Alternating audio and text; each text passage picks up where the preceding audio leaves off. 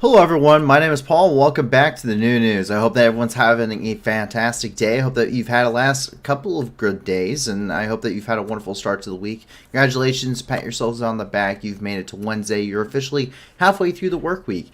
And as we have been following the new format, we will be covering the last 48 hours worth of the breaking top news throughout the world today, with, of course, our special report coming regarding Ukraine. There's been a ton of stuff that has happened throughout the world, a ton of stuff which has happened in Ukraine, especially over the last 24 hours, which has really seen some big developments inside of the country.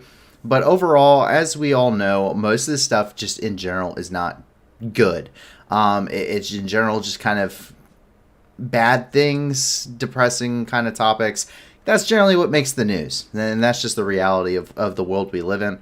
But luckily, we're able to be the news that gives back, and the way we're able to do that is through you guys. So if you check out the video description below, you're going to see a ton of organizations, and we are vetting more, which have been submitted by you, the community. So please be sure to check out the video description below and check out all of those different charity organizations. We're never doing any kind of super chats or any kind of monetization or any of that for this whole purpose of we want everything we do to be charity oriented. So please be sure to give to these organizations. If you can't give a lot, give a little. If you can't give anything at all, that's perfectly okay too. One of the best things you can do is actually help us grow this channel by doing, by subscribing to us, by liking our videos, commenting, letting other people know about us, whether that be your friends or family, or even things like your Discord communities. And you can also follow and share our stuff on social media as well. We have everything listed in the description below. Check it all out. I implore you. And if you have more organizations as well, please jump on the Discord and send it to a staff member. We're always looking for suggestions. We're always looking for them. So please send them to us. We would love to be able to go ahead and start vetting those as we are currently doing with the ones we are currently going through, and hopefully being able to add them to the stream. And by growing this community, by helping us grow this project, the more impact we, as a community, we will have on different topics throughout the world. There's a lot of different crises going now. There's a record 345 million people who are either refugees or internally displaced people, and people that require humanitarian aid. And that's coming from the United Nations. So we want to be able to do as much good and help these people as much as we can. And that's the whole point of this project, and just making sure that you're informed on what's happening in the world around you. So thank you very much for the support you've already given to the organizations below, and also thank you very much for the support you've given us. We're up to 210 subscribers now, which is absolutely crazy to us, but it's fantastic. And hopefully we'll be able to get to that point. It takes where we'll be able to put we're going to put a fundraiser on every single stream when we are able to. As soon as YouTube unlocks that ability for us, which I think they upped it to 10,000 subscribers, unfortunately, but it used to be 4,000, I believe. But at 10,000 subscribers, we're going to start putting a fundraiser on every single stream that we do, and we're going to start making sure that at 100% that we truly can be the news that gives back with every single stream. A little bit of update regarding channel and everything else going on. We had a little bit of a staff meeting yesterday on our day off as we opened up some more time for that. And we have some shorter videos and stuff kind of in the works for you guys. I know that's been heavily requested by you guys. If you have a topic, if you have something, a video that you would like us to do or something to cover, please comment on the video and share your ideas with us. We're constantly open looking for suggestions, and we can only come up with so many. So please get involved. Let us know what you want. We're going to try and put as much stuff out as we can out for you, and try and make it some good quality, knowledgeable stuff for you, so that you and a lot of other people can hopefully learn something and become even more informed on some of these topics. So thank you very much, and hopefully we'll be able to get to that. And with that, as we get ready to roll into the news, when that little tidbit over, please, I implore you, please ask questions. There's a ton of different things going on throughout the world, and a lot of it's very complicated. A lot of conflicts. And the thing is that I can kind of answer some of those questions you may have. So I was a little bit of a background on myself. I was an 0352 anti-tank missileman in the Marine Corps between 2016 and 2020. I served with 2nd Battalion, 7th Marines, and I did 2 tours tour specifically. I did my first tour to Syria, where I was there for about 4.5 months, and with a little bit of time spent, about a month and a half total, spent in Kuwait. And then my second deployment, I was one of the 100 Marines that responded to the Baghdad embassy during the protests on New Year's of 2020. And I also went to Saudi Arabia and trained Saudi Arabian Marines going to the conflict in Yemen. And I also spent a lot of time with the Crisis Response Company out of Kuwait as well during that rotation. So please be sure to ask questions. I will answer them to the best of my ability.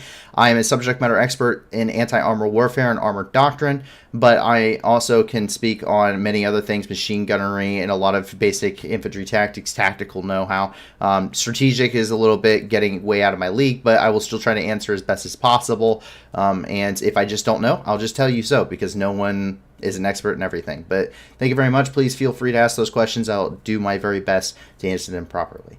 But as we continue, we're going to jump down here into the stream, or into the actual news here for the news stream, and we jump into Ukraine, where we have a ton of different information coming out over the last 48 hours. And of course, we start off, unfortunately, with crimes against humanity.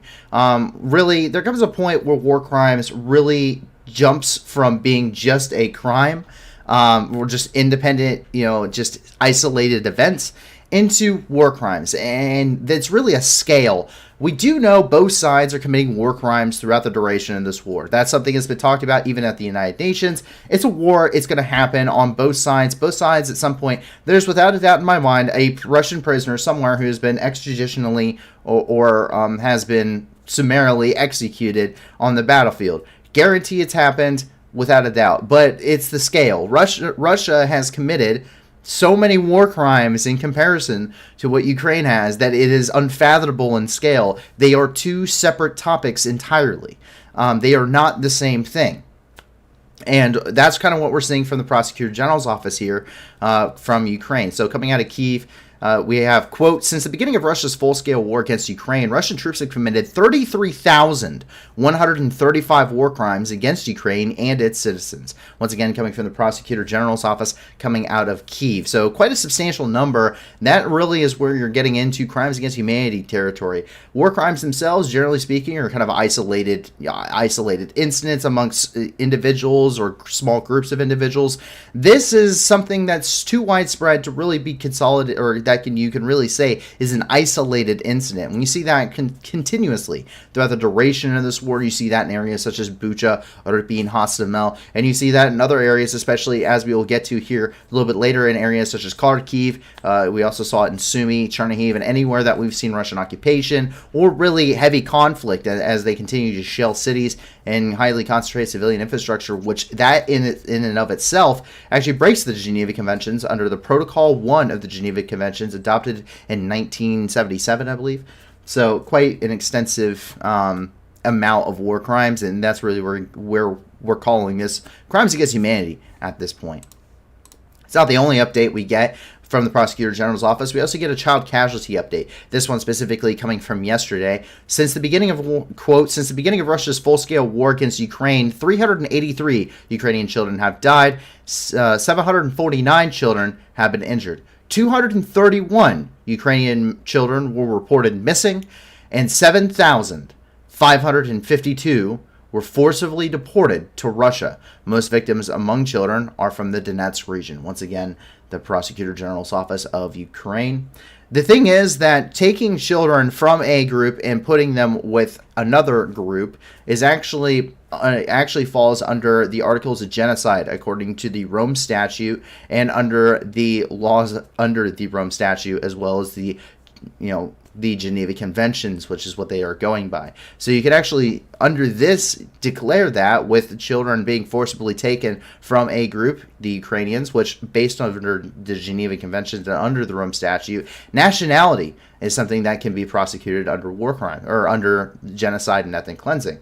So it can be targeted against a nationality. And that's kind of what we're seeing here, is that's really where that's more backing to the ideology that this may be past just war crimes, maybe past crimes against humanity, and really moving into that genocide and ethnic cleansing kind of ideology that's being pushed at the International Criminal Court. And there is some backing to that. But on some better notes here, this is coming from President Vladimir Zelensky, the president of Ukraine. And what we see is, quote, the International Monetary Fund has allocated $1.4 billion to additional support to Ukraine. And that's in USD, US dollars. This is an immense influx of a lot of monetary assistance. This is coming on top of monetary assistance from all over the globe, and not just security-wise. I mean, we're talking about military supplies, of course. That's the main topics. That's what a lot of people focus on. Well, you have to think how many millions, and at this point, we're looking at billions of dollars, have gone into reconstruction efforts and have gone into things such as humanitarian aid. Though, I mean, between the United Nations, the International Committee of the Red Cross, Red Crescent, between all of the different smaller organizations which have been inside of Ukraine, and United 24, which has collected millions of dollars as well. I mean, there's just a ton of aid coming into this country, and a lot of this additional support and assistance isn't necessarily just focused on the war. Ukraine still has a country that they have to run, and while a lot of their resources are being diverted to the immediate problem, that country still has to operate effectively with its basic services, and to actually make sure that people have a quality of life to want to live in said countries still. So that's kind of what we're seeing. James Jarvis asked kidnapping, quote, when in kind of a question there. He said kidnapping in regards to the children. Yes, quite literally, it's called. They're labeling it as forced deportation. So forced deportation of children under the Rome Statute is actually a genocide offense. So if I actually pull up the legal definition of genocide here and pull it from the UN, give me 1 second, guys. Where are you? Legal definition of genocide. That is not what I wanted.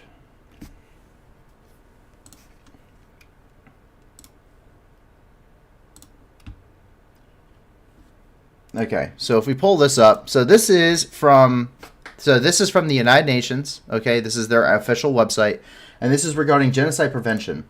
And what we see here is, if we go under genocide and the definition of genocide, it is under Article 2 of the.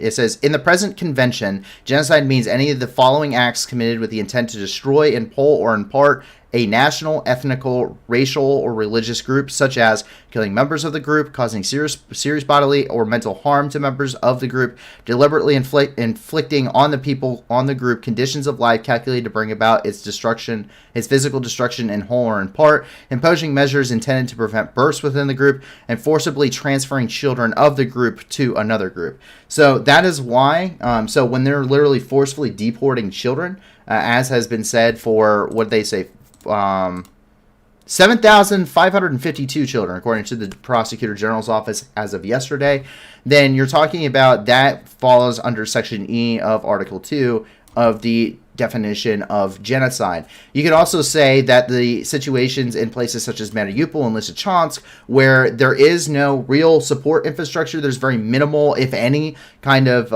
humanitarian support going to these locations, and no real assistance to try and build up the infrastructure there to support the individuals that happen to have survived those absolutely horrendous battles that occurred there and the immense amount of shelling. You could say that those conditions of life are calculated to bring about the destruction of the people there. You can argue that the starvation, the cholera, and everything else that is ongoing inside of Mariupol, in Lysychansk, and other areas that have been absolutely destroyed, and now the Russians are capturing them and are having captured them. That they are bringing about the destruction of a group in whole or in part. By not providing aid to those locations. And that's something we see pretty continuously throughout the duration of this. So that is the legal definition for genocide for anyone that has interest as to what is it? What constitutes it? But we also see a little bit of an uplifting note to end on here in Kyiv, and what we see is a rather warm reception. A little video came out today. These are students. Their teacher was actually went into the military, and he has been fighting on the front lines. They haven't seen him. They've had a substitute in there this entire time. He came back to visit his own classroom, and it's just kind of a warm, uplifting video to end here in Kyiv. So just take a look.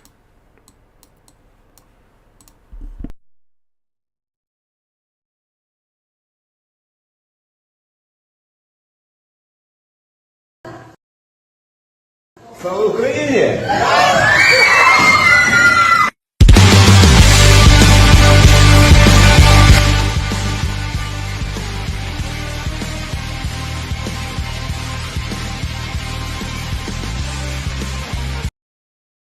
So they're just really happy to see him, and that's it's kind of uplifting. You need that uplifting stuff as we start getting ready to roll into our next topics, which is over here in the Kharkiv area. And the thing is that over here in the Kharkiv area, the situation has, it is good. It has been good, but ultimately it's been rather poor too. Because a lot of things are starting to come out and a lot of things have happened. If we take a look over here, Kharkiv has no electricity. So coming from KRYVYI Tomashenko, who's the deputy head of the president's office, quote, due to Russian shellings, there's no electricity in Kharkiv and the Kharkiv region. We know that as they hit the Tech 5 plant over here in Podverki, which is a natural gas electrical plant. They did successfully hit that. The Russians did, and they end up knocking out the power for about 90% of these regions, despite them being recently liberated. These are retaliatory attacks. These are not something that was really necessary to do. But Kharkiv continues to receive missile strikes from areas such as Belgorod in Russia, just across the border. There are no regular artillery systems that can hit these places. These are simply being launched by, these are Iskander-M ballistic missiles, and actually ad hoc converted S-300 and S-400 air defense missiles that have been converted to hit ground targets, as it would seem that the Russians are actually running low on ballistic missile systems to actually continue on the rate of fire that they have been, which is dozens a night, dozens every single day launched at Kharkiv. And it's not just Kharkiv, it continues throughout in other places. Kharkivsky, Chuihiv, Kupiansky districts within the Kharkiv region as well. Quote, rocket attacks in the Kharkivsky, Chuihiv, and Kupiansky districts in the Kharkiv region on September 12th. 3 people were killed, 9 citizens were injured. Local residential buildings and educational establishment were damaged, and that's coming from Oli Subinov, who's the head of the Kharkiv Regional Military Administration. Well, we've had some interesting developments over the last few days, of course, coming out of Kharkiv. The entirety of the Kharkiv Oblast has not been liberated. I want to make that clear, that we do not have the evidence to support that, at least photo evidence to support that the entirety of the region has been liberated. But there have been a couple of developments as we continue with the quotes here. Over 388 settlements have been liberated in total. So as of yesterday, quote, as of September 13th, the armed forces of Ukraine have liberated more than 300 settlements in the Kharkiv region. And that's coming from Hanna Malar, who is the Deputy Minister of Defense of Ukraine. And then again, today, 88 more settlements get added to that list as, quote, as of September the 14th, the armed forces of Ukraine have liberated 388 settlements in the Kharkiv region. Once again, coming from Hanna Maliar, who is the Deputy Minister of the Defense of Ukraine. And so that's quite an immense amount of settlements that are getting liberated all at once. I mean, 88 over the course of 24 hours. That's really an impressive feat, and that's pretty much what we're seeing. Our understanding at this moment is that Russian forces are currently have been basically pushed back to around the Oskil River, and that's pretty much the deconfliction line there. That's pretty much where we're seeing the Russian-Ukrainian forces kind of at right now, at least in any kind of actually video evidence we can see. Now, we do know that they are on the move. However, the information coming out of these areas is very limited, and it's also a very fluid situation with a lot of operational security kind of focused around it. So we're not going to have a lot of this information in real time. You're talking about, with a standard military operation, this information can be delayed 12, 24, 48, even up to 72 hours, if not longer, just to provide that protection for these troops. Being the most highly reported war in human history, everyone has a cell phone, the operational security is of the utmost importance. You're talking about a war where geolocation on your phone, taking pictures, the data from the pictures that are from your phone can be taken, and you can pinpoint the exact location of where this picture was taken, showing Russian forces or in turn Ukrainian forces. It's an intelligence goldmine to the point that the difficulty is it's not tracking down these troops. They know where each other is at because of this information. It's that there is so much information out there that you have to sift through it and see what is relevant and what is not. And that is the incredibly difficult part of this intelligence war ongoing here. But there has been some developments here in Kupiansk especially, where we see there are assumptions regarding Iran and Russia's relationship seem to be true. Russian force or Ukrainian forces ended up destroying an Iranian kamikaze drone, specifically a Shahed 136 kamikaze drone or loitering munition. They destroyed this near Kupiansk. Iran, it does build quite a lot of weaponry. In fact, they continually attempt to ship it down to areas such as down in Yemen, where they provide it for Houthi rebels. These get seized by coalition ships all of the time. It's illegal arms shipments. They seem to have created an arms deal with Russia as well, as was highly suspected and reported on, and it seems that that was now true. We can actually see what's left of this loitering munition, which has been destroyed here in these photographs. These are coming from the Ministry of Defense of Ukraine. This is their official Twitter, and we can see what's left of these loitering munitions. Once again, this is a Shahed 136, at least what is left of it. And just like anything, there's always a serial number somewhere on these components. Now, to give you an idea of what this looked like, this is a Shahed loitering munition. This is kind of at an Iranian expo regarding their arms. This is what the Shahed looks like when it is all put together. This is kind of what it's supposed to look like. Once again, this is one of their show units, but you can kind of get the idea. And as we jump down here into Izium, President Zelensky did end up going to Izium. Izium is a very strategically key city here within the Donbas and within this region. It wasn't a major point of an axis of advance for the Russians, and it has been successfully recaptured. And a lot of stuff has been happening in this area that really has brought a lot of things to light. But he did go there. He did visit the front lines, essentially, because this is about as close to the front lines as I think I think we've seen him at this point. We've seen him in other places too. And you see he took pictures with them there. This is coming from Ilya Ponomarenko, who's an independent reporter with the Kyiv Independent, coming out of Ukraine there.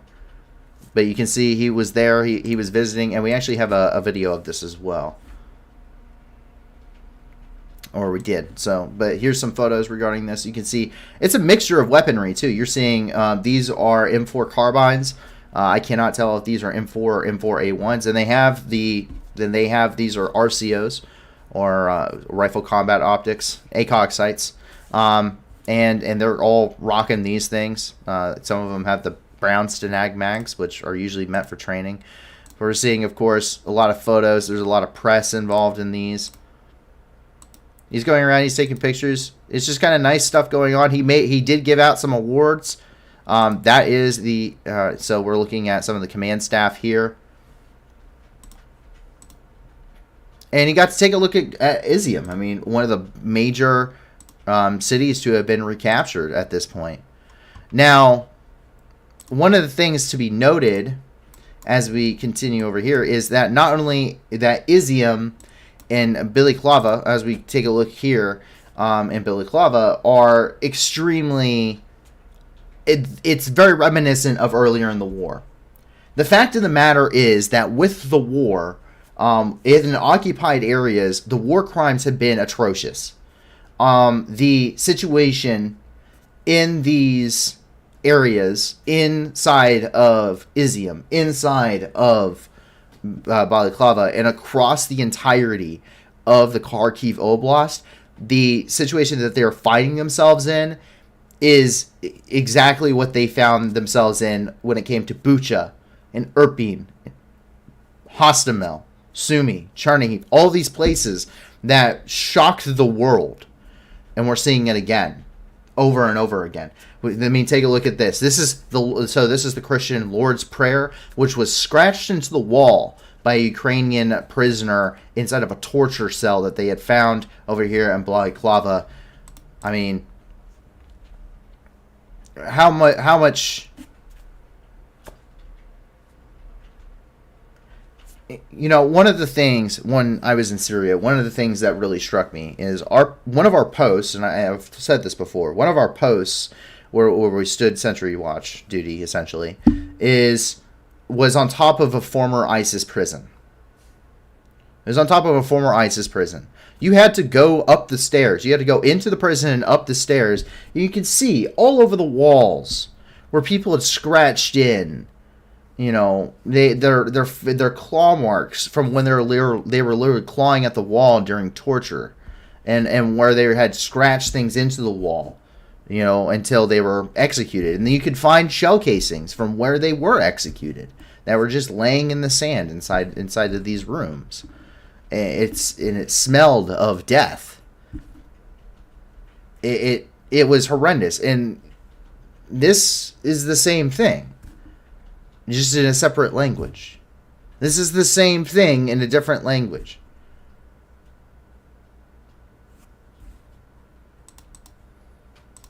So once again, as we continue here, and as it does continue, we're finding that the situation in the Kharkiv Oblast and places which have been liberated is exactly the same as it was several months ago when areas such as Irpin, Bucha, Hostomel were all liberated, and the atrocities that shook the entire international community seem to have been committed all over again within these regions.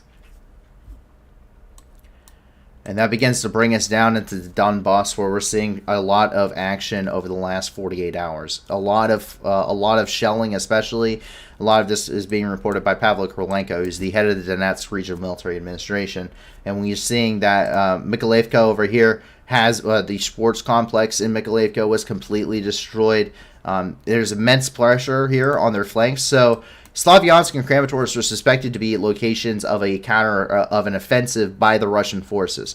It was supposed to be an axis of advance. Kramatorsk is extremely strategically and tactically important for control over the Donetsk Oblast and throughout the entirety of the Donbas. It's a major railway, as of course you may remember several months ago, where a Tachka U missile from the Russians ended up penetrating into Kramatorsk. It ended up killing 52 civilians at the train station there. That's a very major rail hub for many reasons, not just for evacuation out of, but also to bring in troops and supplies. That the main way to bring in heavy equipment is via rail. It's the most simple way for them, and the infrastructure is there.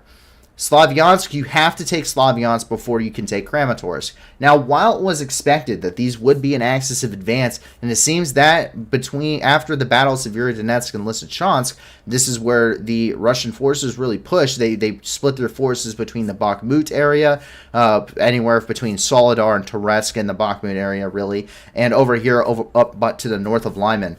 That's where we were really seeing a lot of troop concentrations. That seems to have really displaced. Now there's a lot of pressure on the Russians' flank because of this major counteroffensive that is likely to have already pushed past the Oskol River and is now quickly pushing over into the Luhansk area and putting a lot of pressure. There's probably no chance that the Russians can launch an offensive in this area. Nonetheless, they continue their precursor bombardments of the local areas.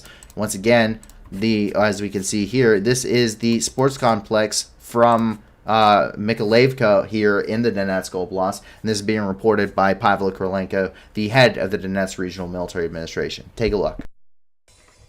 Это у нас спорткомплекс. Вот, здесь у нас тренажерные залы были. Сегодня без 15 час был прилет. Ну, мы так думаем, что с самолета, а там, конечно, мы не знаем точно. Ну, слава богу, жертв нету. Это только окна и балконы, двери у кого повылетало. Вот, аптека пострадала у нас вот рядом, двери. Вот. Так, жалко, конечно, что у нас такое красоту и такое разбитое. Ну, будем надеяться, что уже ничего не будет, но там кто его знает. And this isn't the only area either. It's not the only area. Slavyansk, once again, was hit as well. Slavyansk continues to be shelled on the daily, despite the fact that it won't see a major offensive launched in its area. And we can take a look at that here.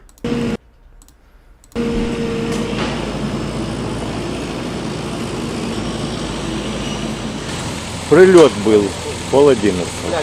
Вот моя квартира на втором этаже. Не осталось ничего. Ничего не осталось. Женщина на 4-м этаже снимала її. Час снимали с лестницы. Була. Не ранила нікого. Ну тут же нас було двоє всього. Женщина на 4-м, я на 2-м этаже.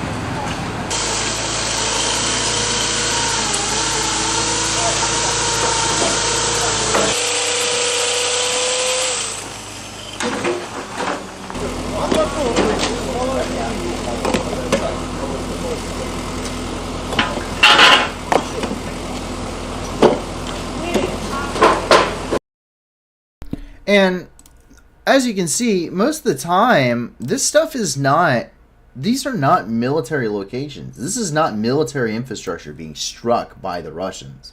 This is stuff that is just an apartment building, a house, another apartment building. And there's the same apartment building from a different angle. But these are apartment buildings. Like, the people live here. We know that not very long ago here, I believe it was in Slavyansk alone, there was an 82-year-old man that came back here to get some of his stuff. He was evacuating, and a Russian shell came in and it killed him instantly. He was evacuating, trying to leave this area. Probably survived the Second World War and the Nazi occupation, killed by a Russian shell because it hit his apartment building. That's what you're seeing time and time again throughout the duration of this war. Without a doubt, the Russian Federation is just targeting civilian populations, and they're not doing it with precision weapons.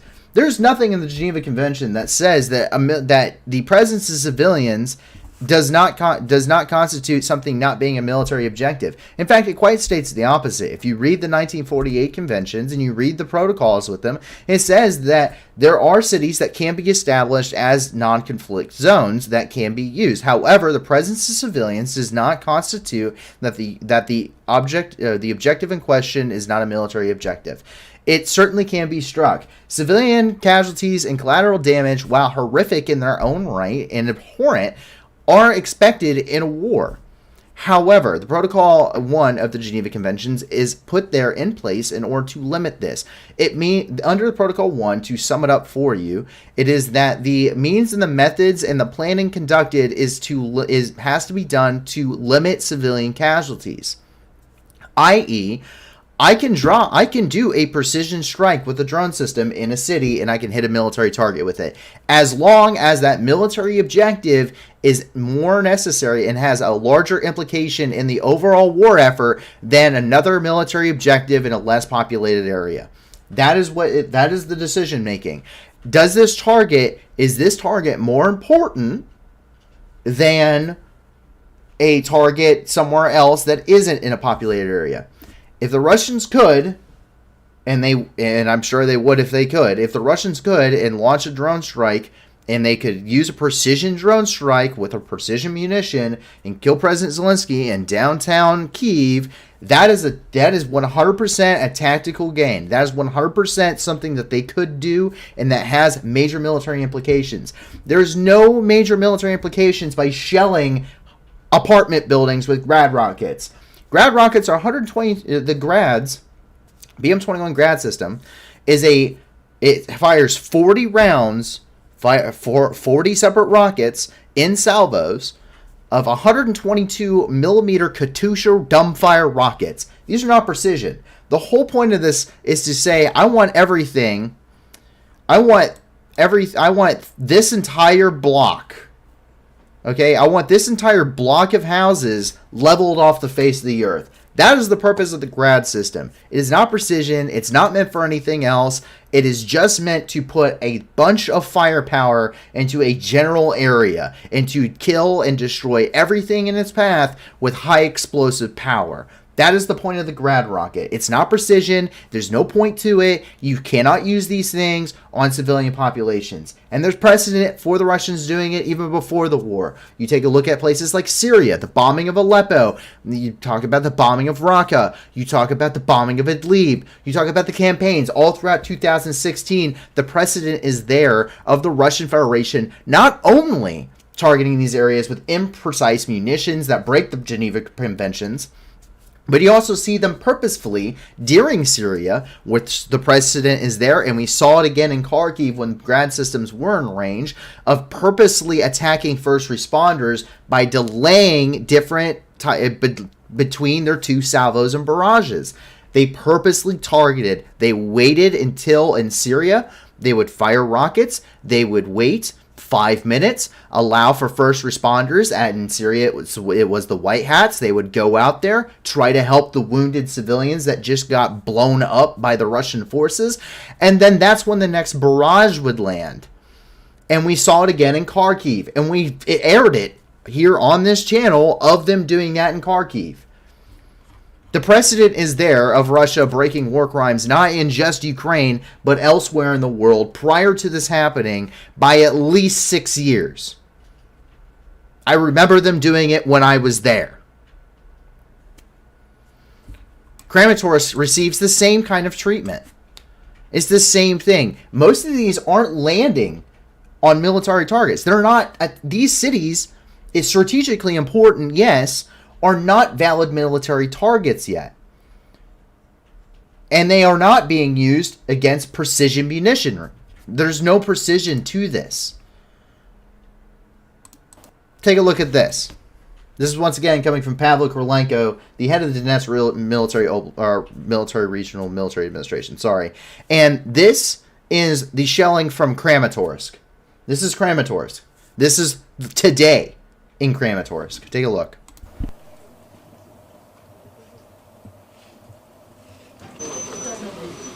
Жена говорит, такое ощущение, говорит, как ракета пролетела над нами, над крышей.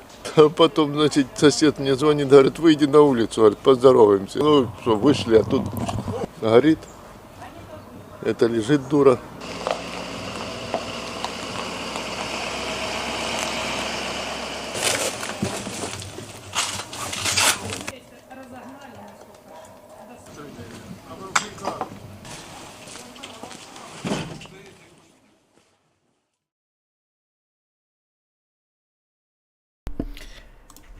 And just take a look at some of the damage here. So you can see the munitions just laying out there, by the way.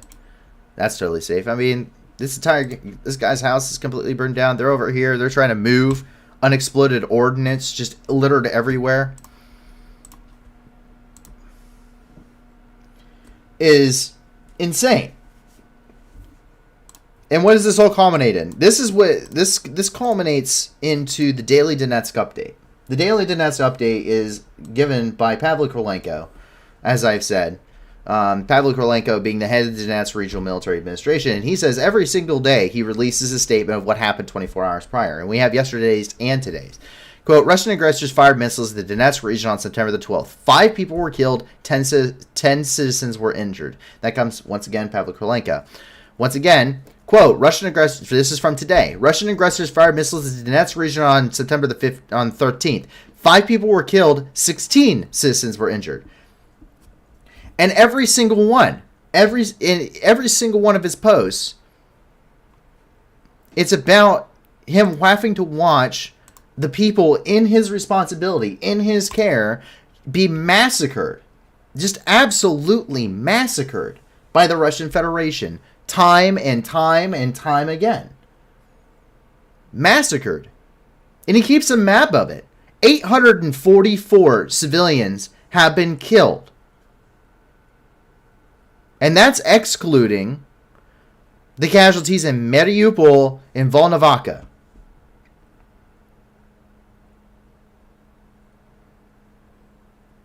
Think about that. From the start of the open Russian Federation invasion, this doesn't include the 8 years prior to this. No.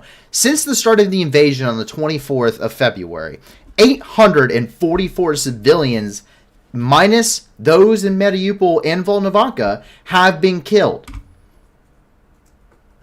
2,105 have been injured. As of 8 a.m. local time today.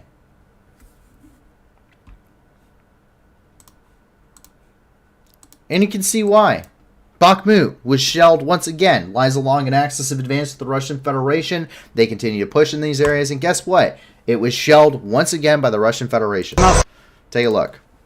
And every single one of his videos, by the way, he is posting, you know, Bakhmut is under constant enemy fire. The city is on the front line. The Russians are shelling its residential quarters with anti-aircraft guns. So he's referencing the S-300 batteries that I was talking about, the ones that have been converted.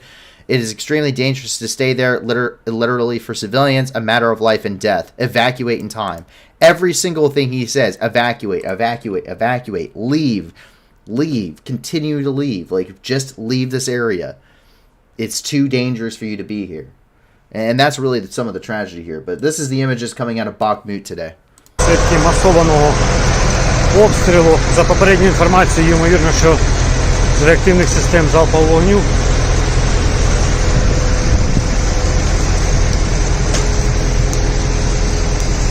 Тут никого не было, людей, не? Не было. В доме был кто? Не, мы час назад только уехали.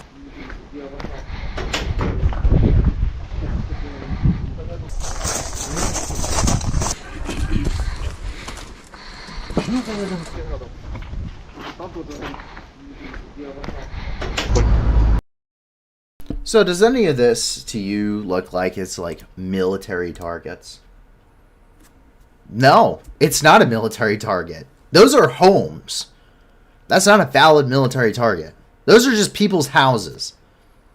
Okay? Once again, breaks Protocol 1 of the Geneva Convention. Frank Healy said the Ukrainians are using grads in Donbas for 8 years. They certainly have been. However, there's actually satellite footage that we can show you right here, right now, to prove that it's not the same. Here's how we do that.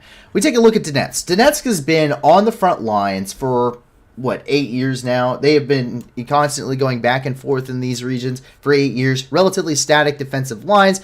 Really hasn't changed a whole lot. Nothing has really shifted. And what we see is, keep in mind, all of this footage is pre-February 24th. This is Google My Maps, and everything here is pre-February the 24th of this year. Meaning all of this imagery is from the 8 years of war throughout the Donbas. Here's the thing. We take a look at Donetsk International Airport. Donetsk International Airport, being an airfield, is a strategically viable and is a viable military target to hit these locations. Okay, so the Ukrainians would have been shelling the separatists here at Donetsk International Airport. Makes complete sense. And we see that destruction. As we take a look here, look at the destruction of these hangars, of these buildings. Look at the military objectives that have been destroyed. That's perfectly okay. And even then, if we get into some of these areas, look at these homes, also destroyed. Happens to be next to the airport, collateral damage. We can chalk that one up to collateral damage. Makes sense. Even as you get over here a little bit, you see some of these houses are kind of destroyed. But here's the thing. These aren't completely, you see it. These aren't really destroyed a whole lot. No. These aren't really destroyed a whole lot. No. Yeah, I mean, there's a couple here and there. But most of these houses, they're fine. These houses are perfectly okay. We get to the factories down here. You see a little bit of damage at some of these factories, but not really anything. The hospital across the street's looking perfectly okay. We look down here. This is a perfectly valid military target. It's a military, it is a industrial complex. That's a valid military target. Guess what? It's not hit. It's not destroyed. The downtown Donetsk isn't hit. It's not destroyed. Everything's fine there. So in 8 years of war, in 8 continuous years of war of the Ukrainians that have been firing grad systems as well, have at least in some way, shape, or form, in 8 continuous years of conflict, at least attempted at least to some degree, attempted to minimize collateral damage and stuck to relatively military targets. That is the difference. So, yes, Ukraine has used Grad systems for the past 8 years. That is 100% a fact. They have plenty in their arsenal. They have been using them. We know it. It was aired on Vice News. Everyone knows that that has happened. Everyone knows that they use them. There's plenty of videos from the beginning of the war when they were using them. So we knew that they had them in their arsenal. The difference is how you use them. There is a time and a place to use cluster munitions if you're a non-signatory of the Ottawa Convention, which both Ukraine and Russia are.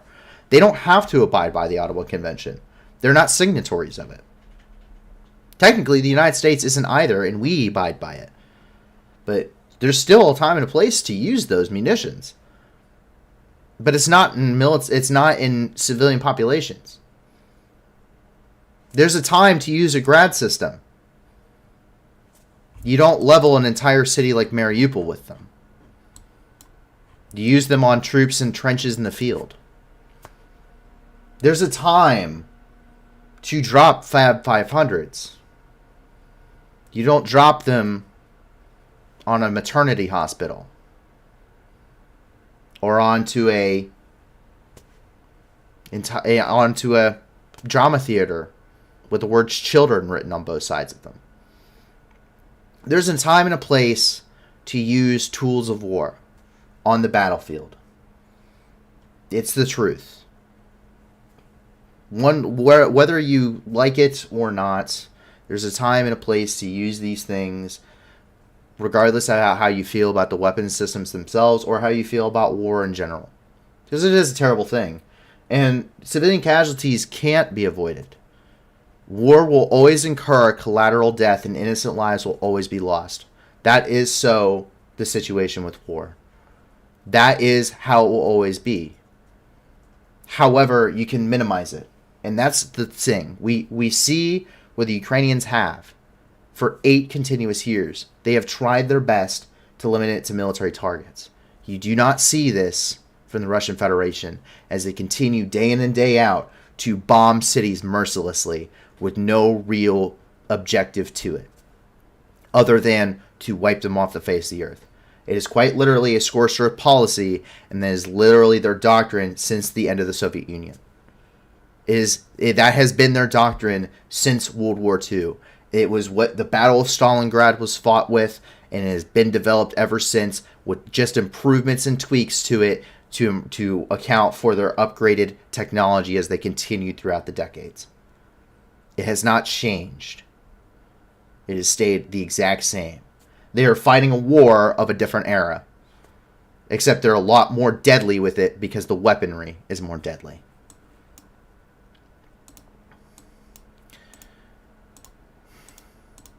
And as we continue here, the war on culture also continues.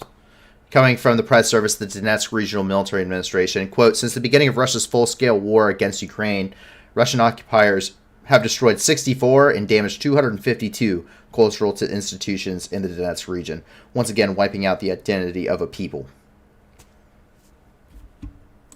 It's not the only big developments. As we take a look over here from the Russian side of things, somewhere here in the back of the Donbas, it would appear that the new battalions of KRYVYIs have arrived.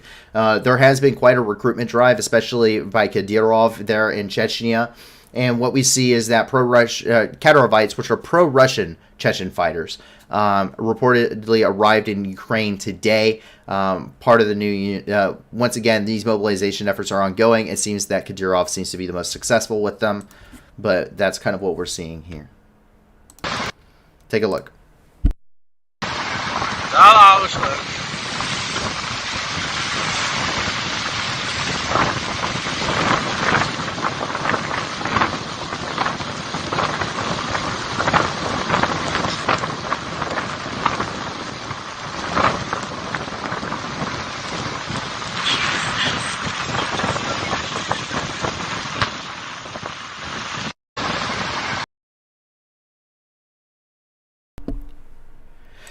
And as we continue, we get a little bit of uplifting things coming out of here.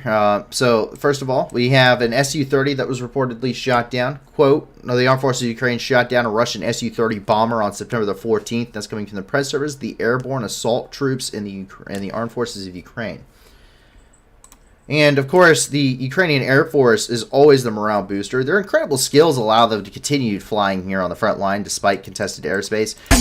And for ground forces, they are continually just helping people. Like, they're just continually a morale booster for them as we take a look. These are Ukrainian forces, and I want you to take a look. So this is called flying nap of the earth, which means you're in and amongst the trees and everything. This is extremely low. And that's just incredibly skilled. So these are MI8's AMTSHs, which are the armed variants of the Mi-8 transport helicopter. Very clearly Ukrainian. And you can see this guy who's been on the front line is just absolutely ecstatic to see these guys.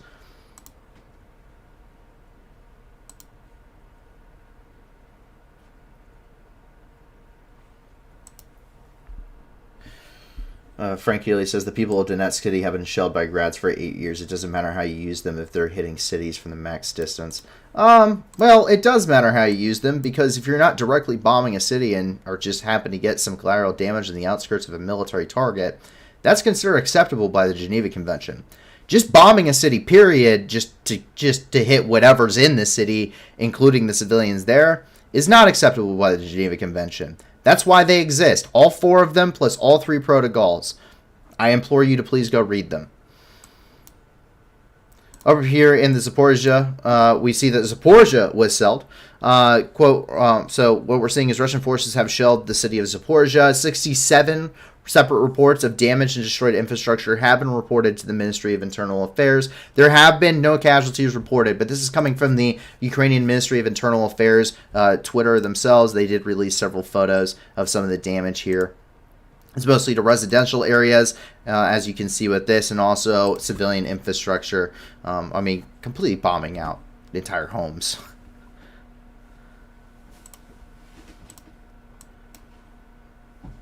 But there have been quite a bit of successful strikes across Ukraine over the last few days by Ukrainian troops here in the southern front.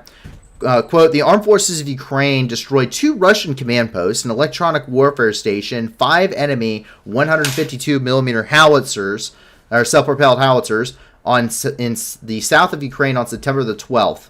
And then we also have, quote, the Armed Forces of Ukraine destroyed 3 Russian 152mm self-propelled howitzer Mista Bs, an anti-aircraft missile and gun complex, Pantsir S-1, an electronic warfare station, and 4 enemy ammunition depots in the south of Ukraine on September the 13th. So we are seeing that this is all coming from Operational Command South. We're all seeing quite a few, really successful strikes here in the southern part of Ukraine as counteroffensives continue to be launched all across the front in many places. Many of them much smaller than, say, Kharkiv, but definitely some ground is getting made in other areas as well. And an interesting development before we get up, as we kind of work our way back up a little bit here, but military-aged persons are not allowed to leave out of Crimea. So from starting September the 19th, living the occupied Crimea will be only possible with written permission from a military commissariat. The publication published a document that talks about organizing a mobilization call, new rules for crossing the Crimean Bridge, and restricting access. Quote, to ensure the organization of all of the call of citizens for mobilization, decree of the head of the Republic of Crimea, dated the June the 30th, 2022, number 151U, as well as in conjunction with the high yellow level of terrorist danger, we inform about new rules of movement on the transport crossing through the Kerch Strait, which are introduced from September the 19th, 2022, for traveling outside the Republic of Crimea. Drivers and persons accompanying the cargo from among those liable for military service must have written permission from the military commissariat with a mandatory indication of the return date. What does this all mean? Very simple. It means if you are a military-aged male, age 18 to about 50, you cannot leave Crimea. You must have written permission by the military commissariat to leave Crimea. Crimea, this is a little bit different than what has been talked about before. The reason why is because Russia sees, obviously Belarus as an independent country by itself. It's a separate country that shares a union with it. The Soviet Union never truly collapsed. Russia and Belarus have a union together, for those that didn't know. And then, also, they see the DNR or DPR, depending on how you see them, and the LNR or LPR, depending on how you see them, the Luhansk People's Republics and the Donetsk People's Republics, they see them as independent sovereign nations. Meaning the conscription in these areas is being done, the mass conscription and mobilization of all military-aged males in these occupied areas is being done according to Russia by an independent nation. It's not the Russian Federation doing it, it's the DPR doing it. This is different because Crimea is annexed by the Russian Federation. They're annexed by the Russian Federation in a referendum from 2014. It's absolutely bogus. They're just occupied. But nonetheless, in Russia's eyes, Crimea is Russia. In Russia's eyes, Crimea is Russia. It is a Russian oblast. It is a Russian territory. By saying that there is a mobilization order in these regions and restricting the movement of military-aged males within a region of Russia is an indicator of a possible mobilization effort on the part of the Russian Federation as a whole, which is very different from that of the LPR and the DPR. Once again, Russia sees the LPR and the DPR as independent nations, so whatever they do is on their own terms, even if it's implored to be done by the Russian Federation. So the mass conscription there, it's not the Russians, so it doesn't matter in the big eyes of Mother Russia. Crimea is a different example. Crimea being considered Russia by the Russian Federation means that this is a possible mobilization order of the Ministry of Defense of the Russian Federation, which means if Crimea is doing it, it's very possible other regions within Russia, likely going to be the poorer ones, such as Chechnya and Dagestan, are also going to get much more mass mobilization efforts. And we do understand that Russia is having serious issues with manpower shortages and has been for some time now. The situation in Kharkiv and the situation in Kherson, I think, really exacerbates this. And the possibility of this being a thing is somewhat terrifying. Now, the good news is that Russia, as we know, logistically can't handle these issues. They are issuing their troops outdated equipment by quite a bit. And what we're seeing is that you're seeing stuff from the 60s. And I'm not just talking the T-62s. And I do know that a T-62 is captured. We've also seen T-62s fielded quite often now at this point in the war. But what we're seeing is equipment from the 60s. I'm talking personal body armor. I'm talking personal plate carriers and helmets and equipment. We've seen Mosin Nagants being fielded. We've seen Maxim machine guns being fielded by both sides.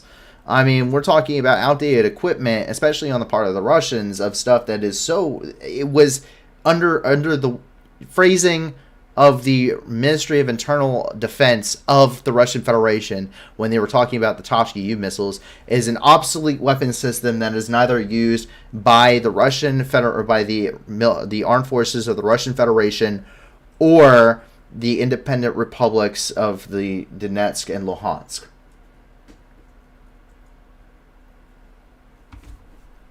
So quite interesting development there coming out of Crimea. So you jump up here, reportedly in the Kherson Oblast, an Su-24 was down. Quote, the armed forces of Ukraine shot down a Russian Su-24 bomber in the Kherson region on September the 13th, and that's coming from the press service of the Air Command South. Mykolaiv was also shelled. Rocket attacks on Mykolaiv. Quote, rocket attacks on Mykolaiv on September the 14th. 2 people were killed. 6 citizens were injured. Local residential buildings, a school, and an enterprise infrastructure were damaged. That's coming from Vitaly Kim, who's the head of the Mykolaiv Regional Military Administration. And the big news of the night coming out of Ukraine is coming out of KRYVYI RIH.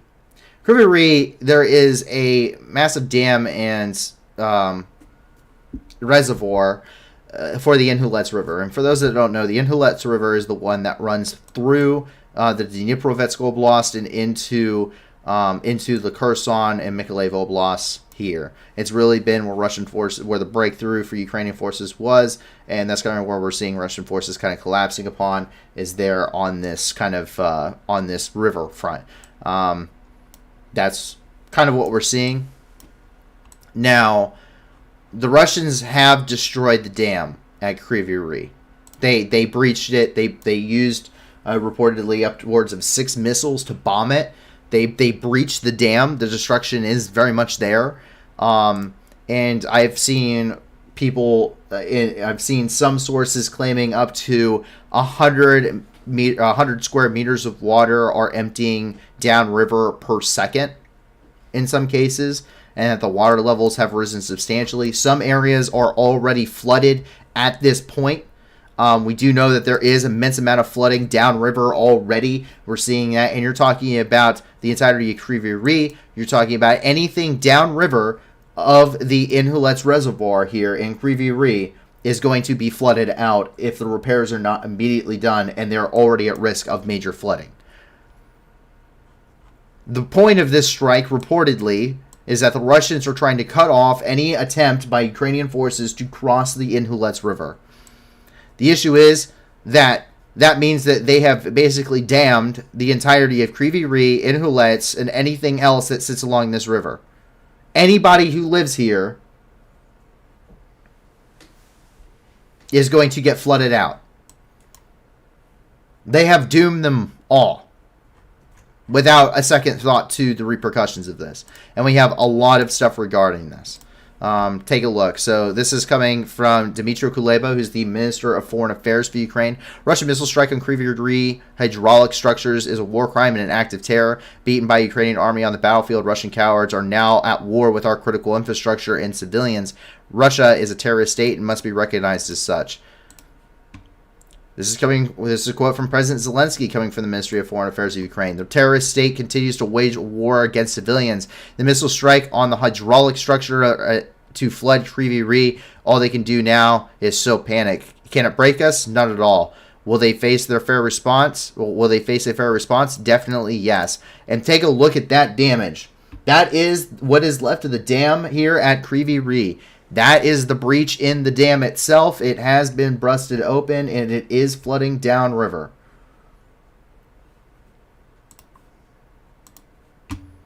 This is from the Verkhovna Rada, which is basically the Ukrainian parliament. Russia keeps waging a war against civilians today. Its missiles hit hydraulic structures in KRYVYI RIH in an attempt to flood the city and deprive all citizens of tap water. If this isn't terrorism, then what is terrorism?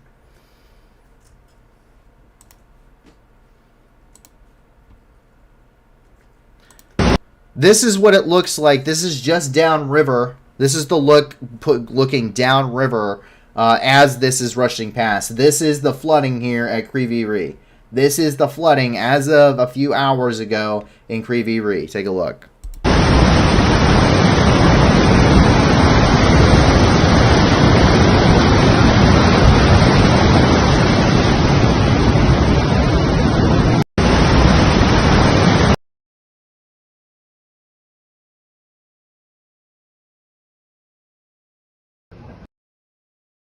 These are some locations here in KRYVYI RIH which have already flooded over.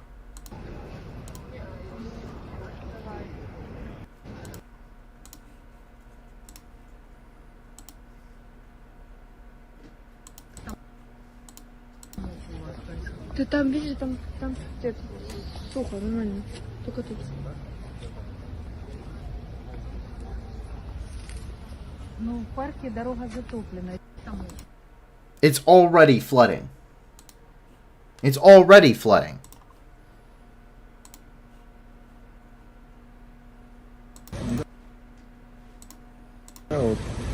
буквально пару минут назад, видишь, еще было сухо, а сейчас уже начинает подниматься. Уровень воды поднимается. Все уже пошло через верх. Он пиздец или нет?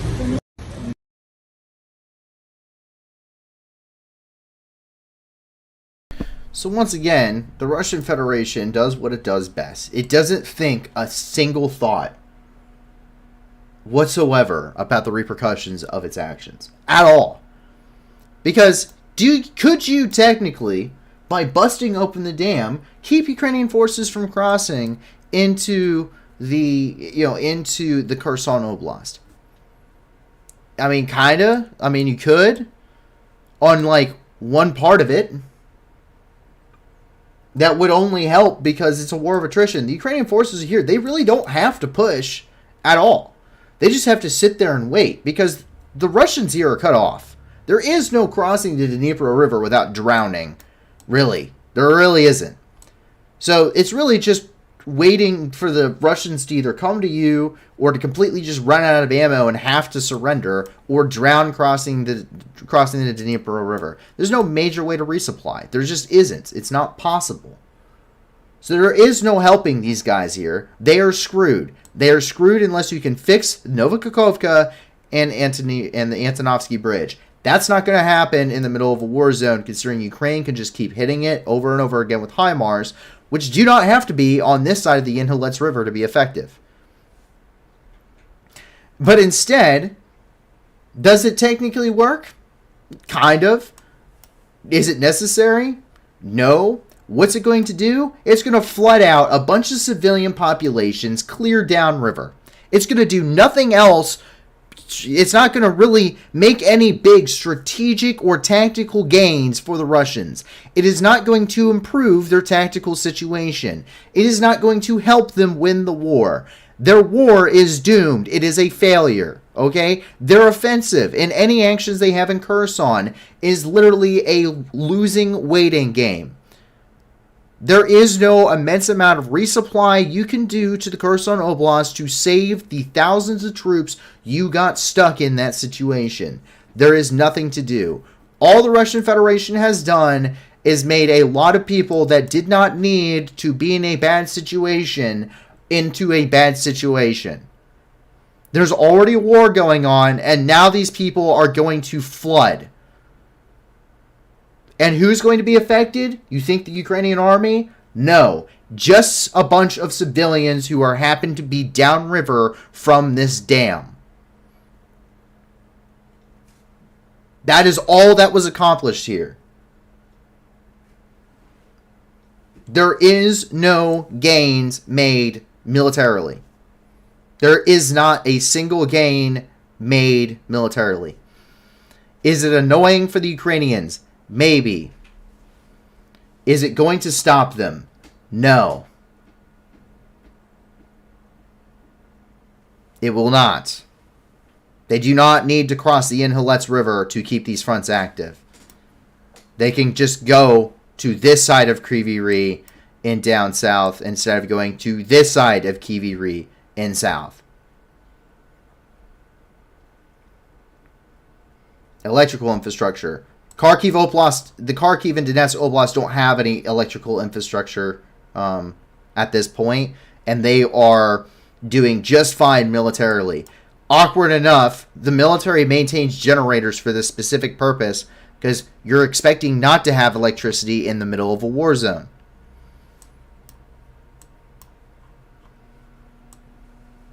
Crazy, I know. It's just scorched earth it's just scorched earth tactics. JL says, scorched earth, remember World War II? Scorched earth tactics. That's all this is. I mean, you look at them bombing cities, you look at them bombing a dam, I mean, and just flooding a bunch of civilian towns downriver. It's not military gains, it's just bombing people for the sake of bombing people and just killing people for the sake of killing people.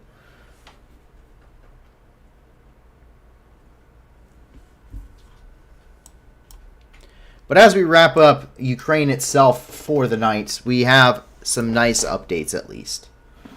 And that is because more ships are leaving Ukrainian ports. Quote, on September the 13th, 7 more ships with Ukrainian agricultural products left Ukrainian ports Odessa, Chernomorsk, and Pivdeny through the grain corridor.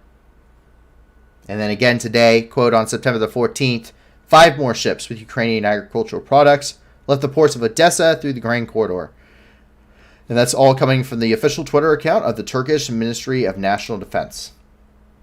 And many of these are also going to stabilize going to stabilize global markets, with several of these ships also en route right now to Ethiopia and other parts of the Horn of Africa, here Somalia as well, to assist with ongoing food crises. Upwards of 150,000 metric tons of grain will be purchased by the World Food Program, as was initially announced. Delta Aviation says, to fix the dam temporarily, how long will that take? I do not know. I've never seen a dam bust like this. I know that it is an undertaking. I do not know how much of a temporary fix how long that could take. I'm going to guess and say it will probably be a couple of days. I do not believe that is something you can just block up overnight. Not that amount of water. That is an immense. What you don't understand is I understand it doesn't look super impressive, but that is a massive amount of water. That's an inconceivable amount of water that is now rushing downriver unexpectedly.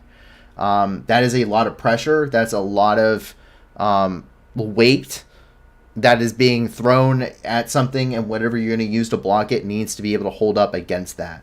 It is just insane to try and think about, and it's very difficult to. I don't think anyone has planned for this. I don't think there is anything you could do to train to do that, and I think it's going to be you're going to have to see some very creative and ingenuitive people working on this. The Oakville Dam incident, that's what I was trying to think of, when the dam busted there and ripped up the entirety of the wash pad, essentially, and it took forever to rebuild it. I think they just finished the reconstruction on that. It will take years to properly fix this, but temporarily, I do not know what they would do.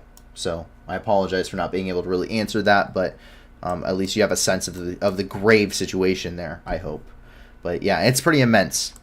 But as we get ready to move into the international news, there's a ton of stuff that's happening internationally, some of which is from the Russian Federation, of course, and the spillway. Thank you for the proper terminology. But so as we take a look, we actually start off in Russia, of course, and what we see is actually over by Stavropol, which is the major city of the Stavropol Rai. And what we see is that a hypersonic missile ended up landing in Stavropol, originally destined for Ukraine. It would appear that a KH-47M2 Kinzhal hypersonic ballistic missile landed here near Stavropol, and it ended up actually impacting a field nearby. Reportedly, 6 so far firefighters have been injured. We do not know. We do not have any confirmation regarding this. We just have the footage of the missile having landed in the field. Take a look. Короче, самолет перехтер. Ты должен движок же с него. Это носовая часть, нет? Движок это? Может, движок даже, не знаю.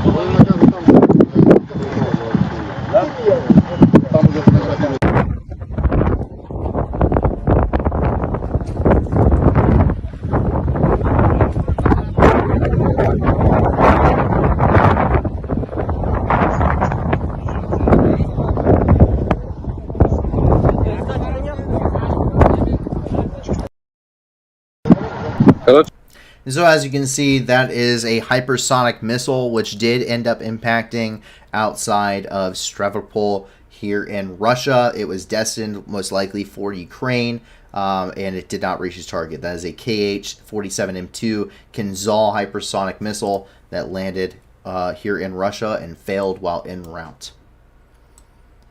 As you jump up to Moscow, there have been a couple of different developments. And the first one that we see is Russian prisoners are being recruited. And we have a video now. We have a video. There's been a lot of people, there's a lot of talk, oh, the Russians are going to be, or they're taking prisoners and they're going to You know, and they're bringing them into the fight. They're literally taking these heinous prisoners and bringing them into a fight. And, you know, and Russia says, no, we're not. These are professional soldiers, you know, what have you. Well, that seems to not be the truth anymore. This is a video, and I found one with this actually has a translation for you. This is a video of Yevgeny Prigozhin. And what he is, he's known as Putin's chef. He is the owner of the Wagner Mercenary Corporation. He is a Russian oligarch, and he's part of Putin's inner circle. He recently went to one of the maximum security penal colonies or prisons in Russia, and he gave the following address. Basically, to sum it up, these prisoners, many of which are in there for heinous crimes such as rape, such as murder, such as drug, you know, I'm talking about big drug charges, you know, Russian mob kind of stuff.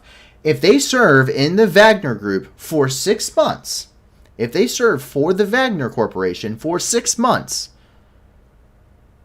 all of their charges will be dropped. They will be wiped clean from their record. Don't believe me? You don't need to. Listen to Yevgeny Prigozhin as he explains this to an entire group of Russian prisoners. Take a look. Наверное, слышали, ЧВК «Вагнер» называется. Война тяжелая. На всякие там чеченские и так далее близко не похоже. Расход боеприпасов у меня приблизительно в 2,5 раза больше, чем в Сталинграде. Первый грех – это дезертирство. Никто не дает заднюю. Никто не отступает. Никто не сдается в плен. Когда вы будете обучаться, при сдаче в плен вам расскажут 2 гранаты, которые вы должны иметь с собой. Второй грех – это алкоголь, наркотики. В зоне боевых действий. Пока полгода вы с нами, вы все время в зоне боевых действий. И третий грех – это мародерка, включая сексуальные контакты с местными женщинами, флорой, фауной, мужчинами, там, с кем угодно. Минимальный возраст, который мы берем, это 22 года. Если моложе, бумажка от ближайших родственников, что они не против. Максимальный возраст условно, это 50 лет, но если крепкий, прямо здесь на собеседовании делаем элементарные тесты, смотрим, насколько крепок, физическая форма крайне необходима. Смотрим, насколько ты крепок, и тогда принимаем решение и берем. Первые заключенные, которые воевали со мной, это было 1 июня, штурм Угледарской ТЭЦ, 40 человек из Питера, строгий режим, рецидив. 40 человек зашло в окопы противника, вырезали его ножами, было 3 погибших, 7 раненых. С 3 погибших одному было 52 года, отсижена 30-ка. Погиб геройски. Мы внимательно относимся к тем, кто сидит по 228, исключительно исходя из того, была зависимость или нет.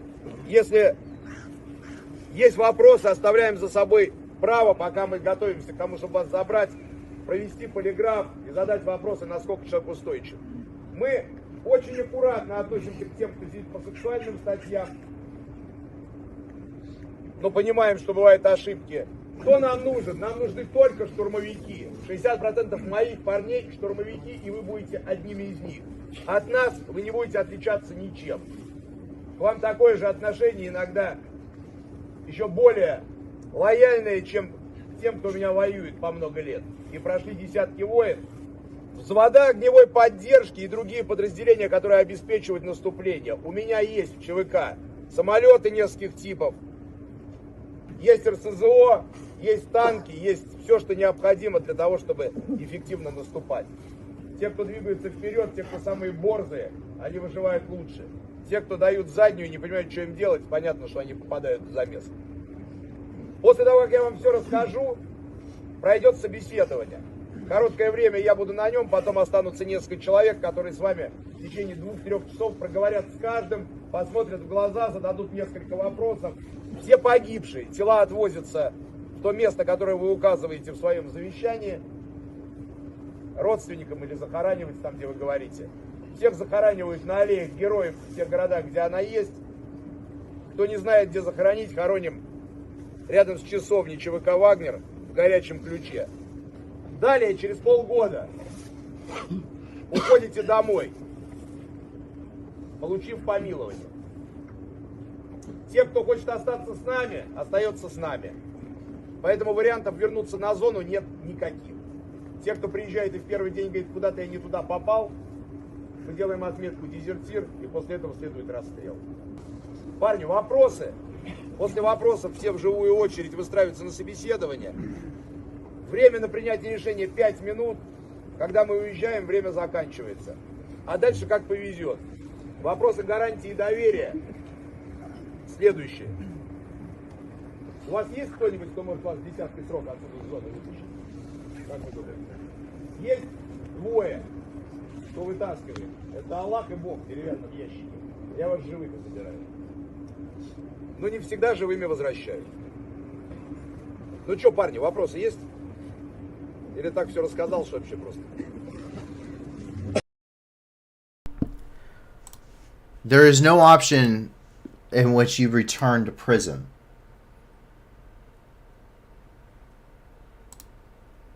Those are Russian prisoners being recruited by none other by Yevgeny Pirozhin, who is the leader of the Wagner group. He owns the Wagner group. He's Putin's chef. Served 6 months. Committed murder.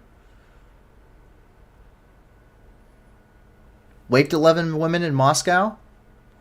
Fight with the Wagner group in Ukraine for 6 months. Be completely pardoned. Like it never even happened.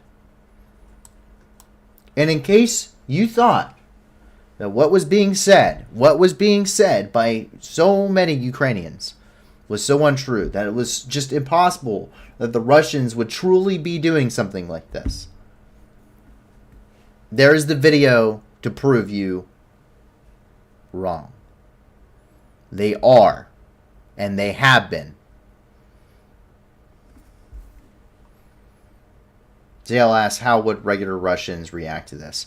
They probably don't know. That's how they react to it. Now, there's been a couple questions that have come through, and they said, have I heard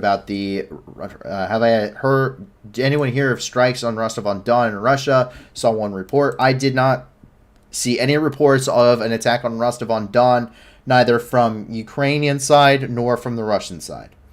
And then someone else, and then that one was coming from JP Serenikov. And also, Charlton Brook says, has Kazakhstan really left he says KSTO or CSTO after China's visit yesterday? My understanding is yes, they have. Yes, they have. My understanding is that they have indeed left the CSTO. And that while it seems crazy, Kazakhstan has been stepping away from Russia for a little bit now. As we continue, I saw this and I thought this was a perfect time to kind of bring up how Russia spins things. If you ever go and you check out official Russian sources, you're going to see 2 different articles. Almost every single article, there will be 2 different ones. And it seems like it's pretty straightforward, especially from things like the Ministry of Foreign Affairs and Ministry of the Ministry of Defense for the Russian Federation. They post it in dual language. They post it in English and then they post it in Russian. Makes sense. English speakers get the info. Russian speakers get the info. Except it's not that clear. 2 different things are actually being said. And the reason being is most people aren't going to hit translate and click on Russian stuff. They're going to look at whatever their natural language is, whether that be Russian or English. They're not going to translate this stuff. Well, unfortunately, that's not the case. They say 2 different things. This is 2 different posts from Russian government organizations on Twitter regarding the phone call with Chancellor Scholz. This is the English one. President of Russia, Vladimir Putin, had a telephone conversation with German Federal Chancellor Olaf Scholz. President Putin confirmed that Russia is ready to provide countries in need with the fertilizer blocked in European ports at no charge. That is the English. That is the English title. That is the English title. Okay, that is the English post. Very clear. Okay? There you go. Now this is the Russian post. See this? Looks almost exactly the same, right? It looks almost exactly the same. It is not. Because guess what? Google Translate actually works on Twitter. Russian President Vladimir Putin had a telephone conversation with Federal Chancellor of the Federal Republic of Germany, Olaf Scholz.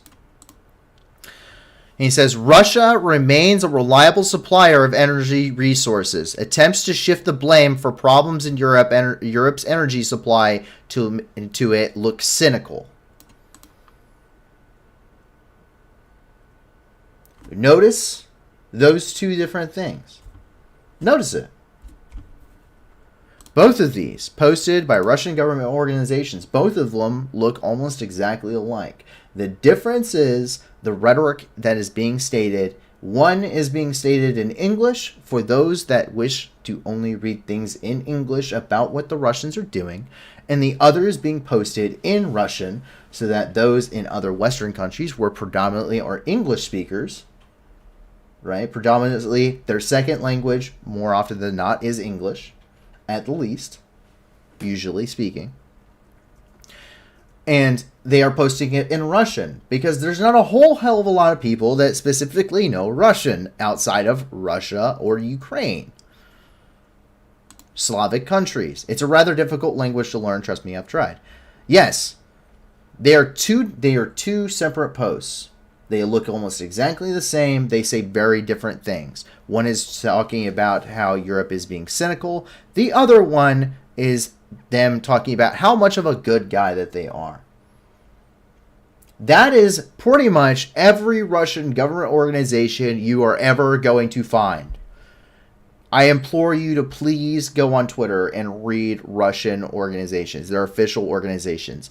It is insane, some of the stuff that they post, and a lot of the stuff they post in English and Russian, and it will look like the exact same article. Please don't actually see what it says. And if you don't believe me, please, go and find someone who speaks Russian. We have one in-house who fluently speaks and reads both Ukrainian and Russian. They're our translator, and they verify all of this stuff. I mean, this is stuff being said. The translations are correct.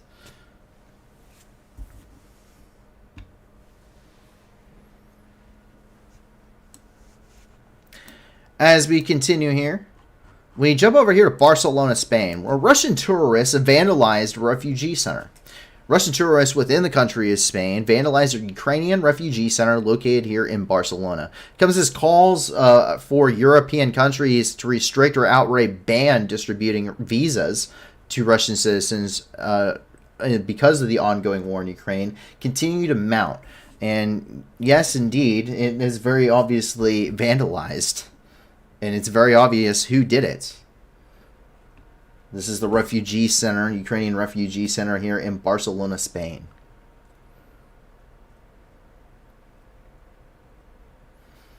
The calls for action here continue to mount to ban Russian tourists from European countries as a result of the ongoing conflict. I mean, as actions like this continue to become more and more pronounced, that seems to be, and this seems to be why. I heard today an unconfirmed report of a couple of Ukrainian women in, I believe, France, near Nice, France, who were attacked apparently by a couple. Now, we couldn't confirm that, but that's something that I did end up reading, but I couldn't confirm it independently, so I didn't report it. However, what I can't report on is that 5,000 Ukrainian troops have officially been trained by the United Kingdom This is coming from the General Staff of the Armed Forces of Ukraine, according to based off of their Interflex operation that has been ongoing. The General Staff of the Armed Forces of Ukraine announced 5,000 new Ukrainian recruits have been trained or are in training within the United Kingdom. And we can see that here. And they continue to train effectively on many skills. These are brand new, fresh Ukrainian recruits.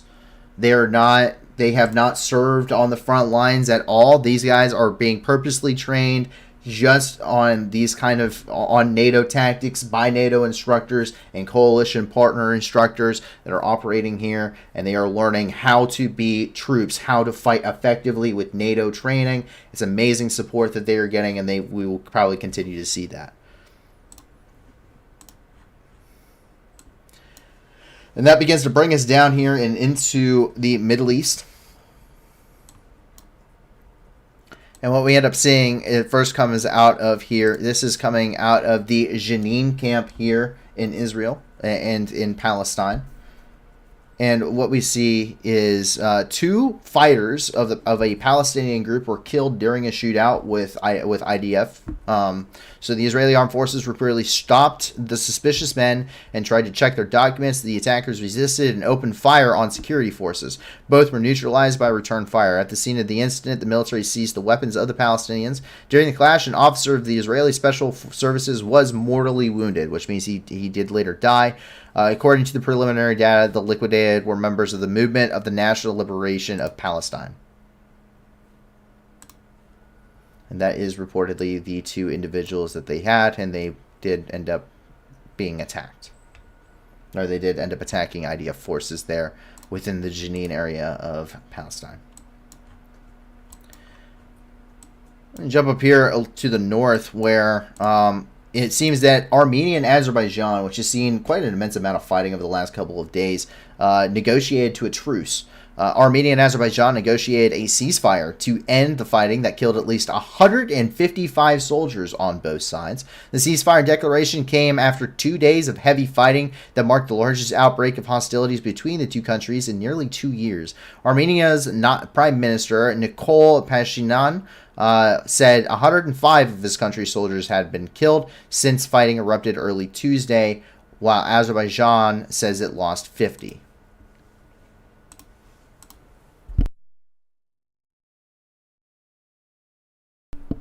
And you can see here some of the ongoing fighting, some of the blazes during some of that fighting there.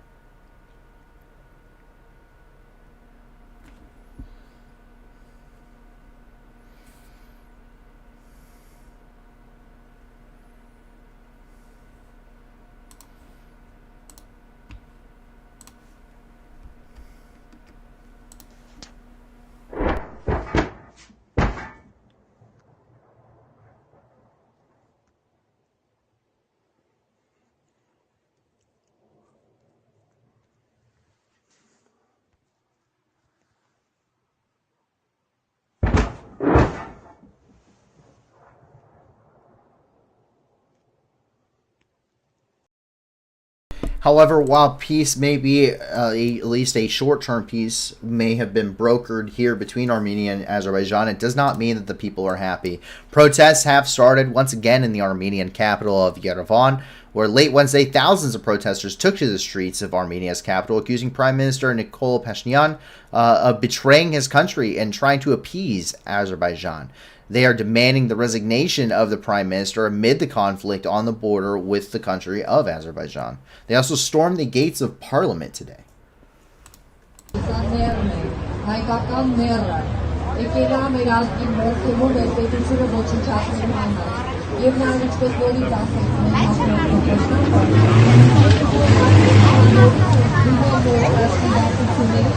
Արաբական երկրորդ հանդես եկան դրախազրույցան գնացին եւ այդ կոչով հանդես եկան տարբեր եկան ազգային ժողով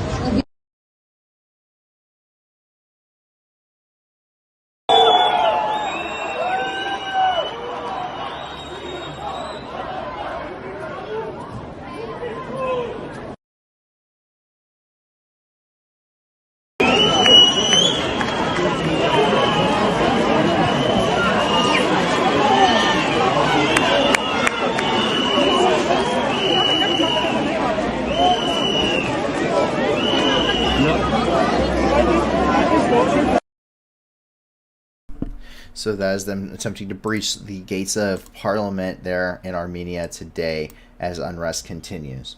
Unfortunately, as many as we have seen throughout Iraq over the last few months, droughts are causing an immense amount of terrible things to happen here in Iraq. And what we see is a real tragedy currently is happening here in the southern governance within Iraq. Local residents are currently fleeing by the hundreds from areas covered by drought after drying up the reservoirs and mass death of their livestock.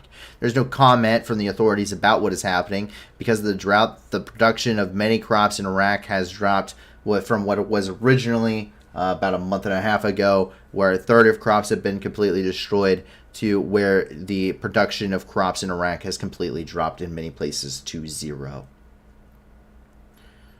And that's kind of what we're seeing here.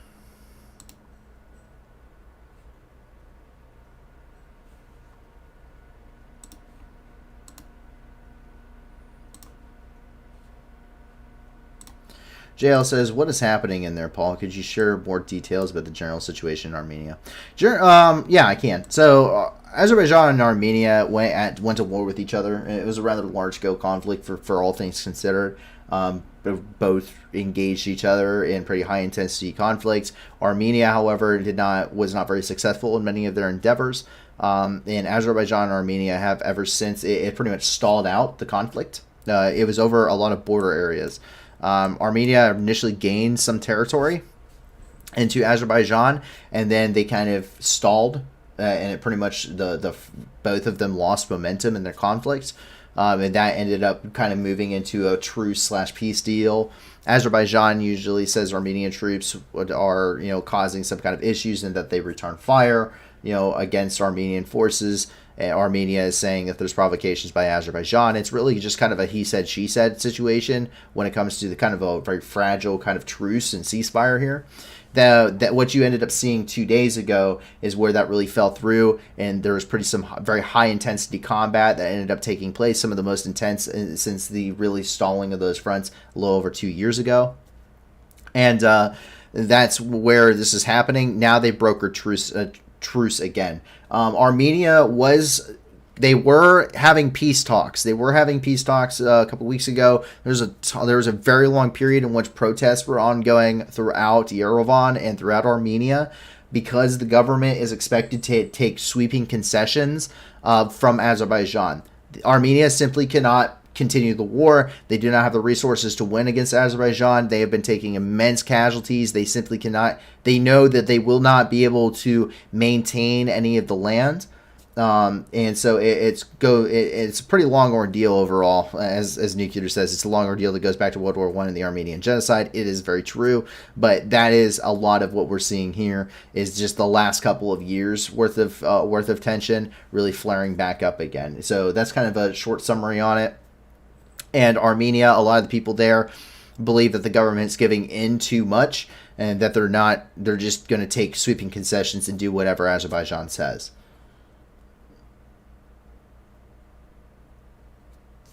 KRYVYI says some Armenians post on various social media platforms stating that they believe Azerbaijan basically took over Armenia's government through agents that took key positions. I don't have any good comment on that. I don't follow the situation between Armenia and Azerbaijan closely enough and haven't been doing it long enough to say one way or the other kind of how the political games have worked out between the two countries and what changes in government have led to the situation that we're in here now, as well as the military situation development on the ground. When this first developed, I was in the Middle East, and there's other stuff going on that was more pressing matter for me.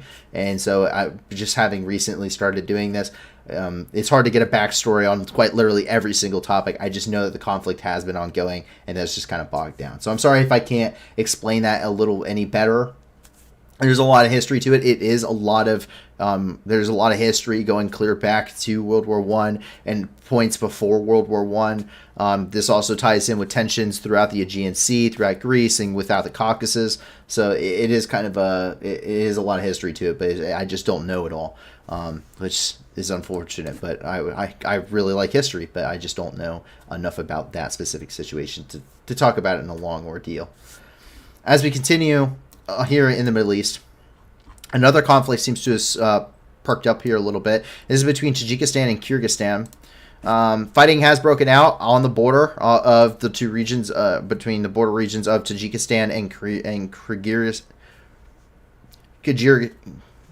Kyrgyzstan. I'm sorry, I butchered that so bad. Kyrgyzstan, sorry.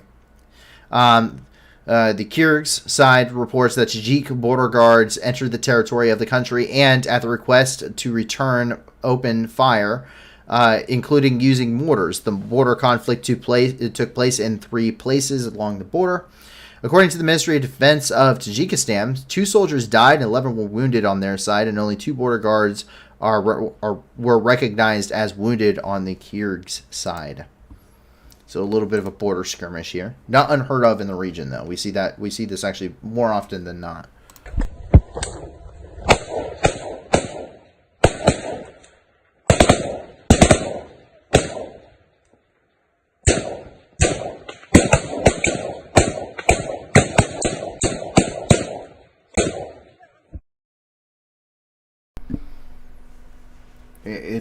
You'll believe it or not, there's quite a few times where border conflicts happen. We've seen it, whether that's just a show of force between Uzbekistan and the Caliphate of Afghanistan, or we see it over here in Tajikistan and Kyrgyzstan. It's much more common than you think. They're usually very small affairs. They normally end rather quickly. It's just a little flare up of tensions, and you have to understand this region has a lot of insecurity, whether that's based off of political stability, whether that is based off of who's in power, military might, and because of outside of influence, and also because of terrorist organizations throughout the region, such as the Islamic State, which is operating very heavily in Afghanistan, just to the south. There's a lot of different situations that cause this stuff. It's a lot more common than you think. A lot of times you just don't hear about it. So it is just a thing. Yeah, maybe we should just put more attention on it now.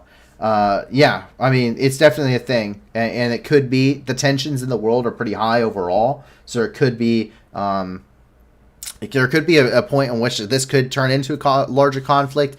I don't perceive it as so, but it could. It definitely, the ability is there. I just don't foresee it, in my personal opinion, that will probably go any further than this. Both countries going, okay, we attacked each other, shouldn't have happened. Here's how we're going to work it out. They sign a couple of papers, everyone shakes hands, kiss babies, and then move on from there. Out of Pakistan, soaring dengue fever in Pakistan as the record amounts of monsoon rains have continued to displace people. Many displaced people are living near stagnant water. Dengue fever is already claiming lives, and cases are increasing by the day. About 3,830 cases of dengue fever have been reported by health officials in southern Sindh province, with at least 9 of them being deaths.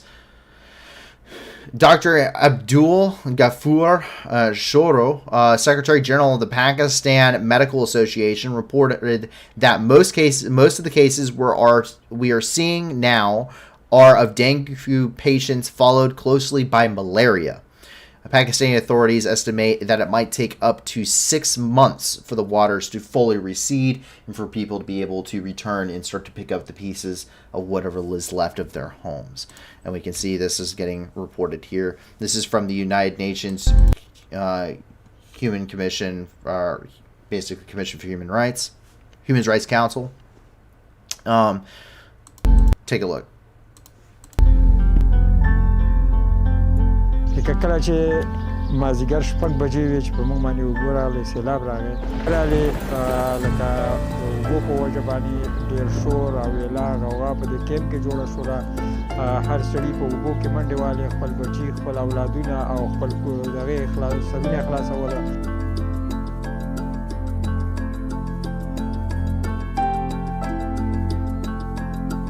په سبا ته چې یو انسیار خبر شو، هغوی راغلل، زموږ رجسټریشن یې وکړو او موږ ته دغه د کمپلې، خیمې، کچن سیټ، بعضې دغه ضروري سامانونه چې وو هغه یې راکړل.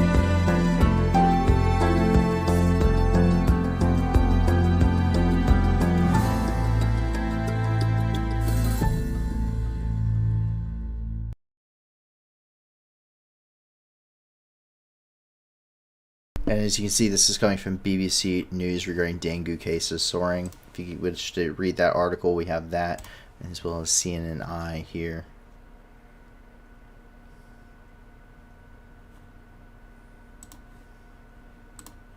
Once again, you can also get any of these maps on our website. We have them listed there as well. And also, if anyone knows, any other organizations besides the United Nations that assists with these efforts here in Pakistan, please jump onto our Discord and shoot a message to our staff. We want to get that added as quickly as possible to our donation lists that are in the description below. Another situation here in the Middle East is that Al-Qaeda plans to push military forces back within Yemen. Al-Qaeda in Yemen, or AQAP in Yemen, announced the launch of a military operation, Arrows of the Righteous, against pro-Saudi forces, who have been trying to eradicate terrorism from Abyan for several weeks now, as fighting has continued within the region. The Al-Qaeda fighters said that they repulsed all the attacks of the Saudis and that it was time for them to go on the counteroffensive in order to push the enemy back. And there is the statement by the Islamic State. Or Al-Qaeda, sorry. Al-Qaeda. We jump over here to Papua New Guinea, where we see aerial surveys have revealed less damage than initially believed as a result of a 7.6 magnitude earthquake that hit the region. And the surveys, which occurred on the 11th and the 12th, released on a report on the 14th from the Mission Aviation Fellowship, or the MAF, described some landslides close to the epicenter, but not too much damage to the villages themselves, which were initially believed to have been completely buried. The Secretary General of Papua New Guinea, Red Cross, estimated that about 100 families were hurt. However, assessment is still being conducted as the areas are still areas that haven't been reached. Radio New Zealand reported the death toll has risen to 10 officially, but it has not been updated by the United Nations Office for Coordinated Humanitarian Affairs, or OCHA's website. And see the update from relief.web here, as well as their official report regarding that. And there's also another one over there by RNZ.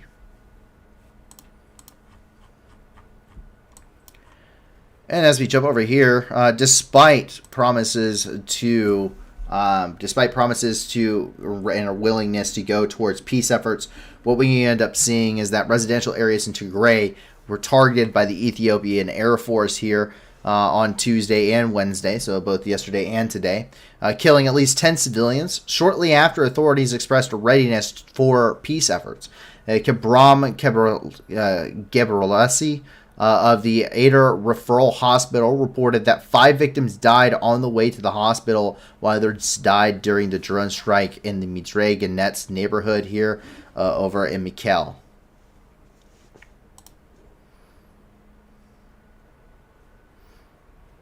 And this is coming from Tedros Adhanom Ghebreyesus, who is the head doctor of the World Health Organization. He's the Secretary General of Director General of the World Health Organization. And it's not just Ethiopian federal troops. Eritrean troops are also operating here. You can see some of this here.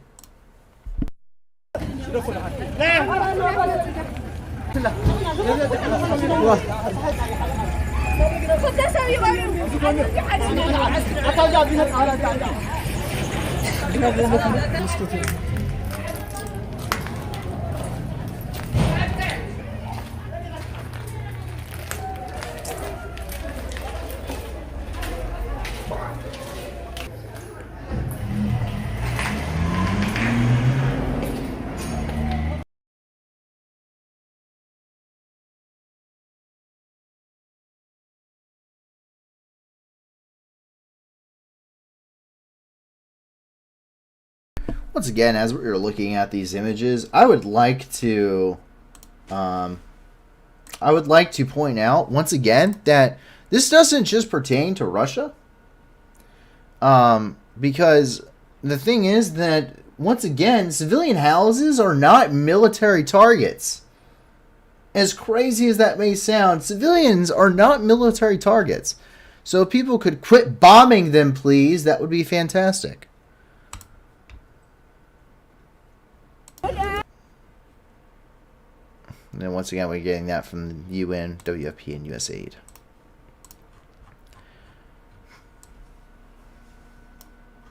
So we jump down, as we jump over here to Washington, D.C., we have an update here where the United States is going to provide $756 million in humanitarian aid to Syria. This was released in a press release from the USAID office. And they said that the additional $756 million will be provided to the World Food Program run by the United Nations, as well as other non-governmental organizations providing aid to the embattled nation. Fighting so far since 2011 means that at least 12 million people, or roughly about 60% of the nation's population, currently face food insecurities. Food prices in most of Syria over the last year have risen over 300%. So if you think that your food prices at the grocery store are bad, do not bother going to Syria. It is absolutely terrible. And it was a terrible situation when I was there. I cannot imagine how bad it is now. Roughly 12 million people are also displaced internally within the country. That does include people that are currently leaving the country in any way, shape, or form that they can. Fighting has been continuous since 2011 and continues to rage on to this day. At this point, the United States is the largest donator of humanitarian aid to the nation of Syria, despite what many claims are within the United Nations in some ways. By certain countries specifically. I'm looking at you, Russia. The United States is the single largest supplier of humanitarian aid to the embattled nation of Syria, having provided $15.6 billion USD to date to include this package. And you can see here, this is the official press release by USAID, which is the official government organization for providing humanitarian aid to other countries.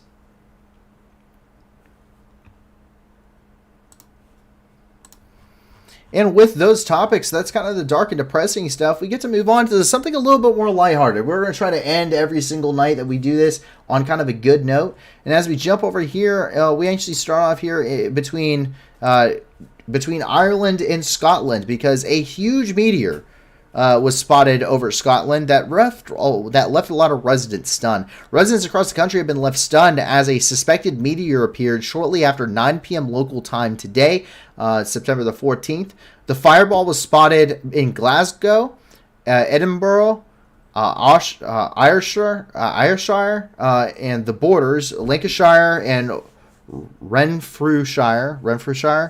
As well as in Ireland. And as of 10:30 p.m. local time, the UK Meteor Network confirmed they had received more than 200 reports of a fireball meteor, mostly coming from Scotland and Northern Ireland.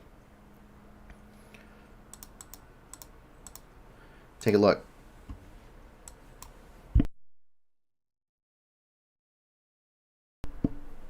Now that is kind of cool.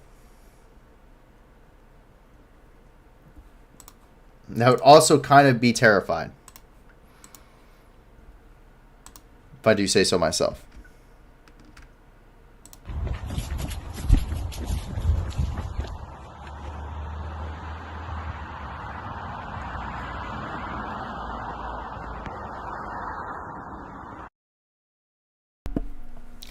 So that's pretty cool. We've seen other videos. I've seen dash cam photos of and videos of this kind of stuff, which is pretty interesting. But you don't really get to see a whole lot of stuff like that very often. Now, obviously, it probably broke up upon impact and it probably landed in the ocean somewhere. But it's that's pretty cool. It's very interesting to know what that actually was and if someone can confirm it.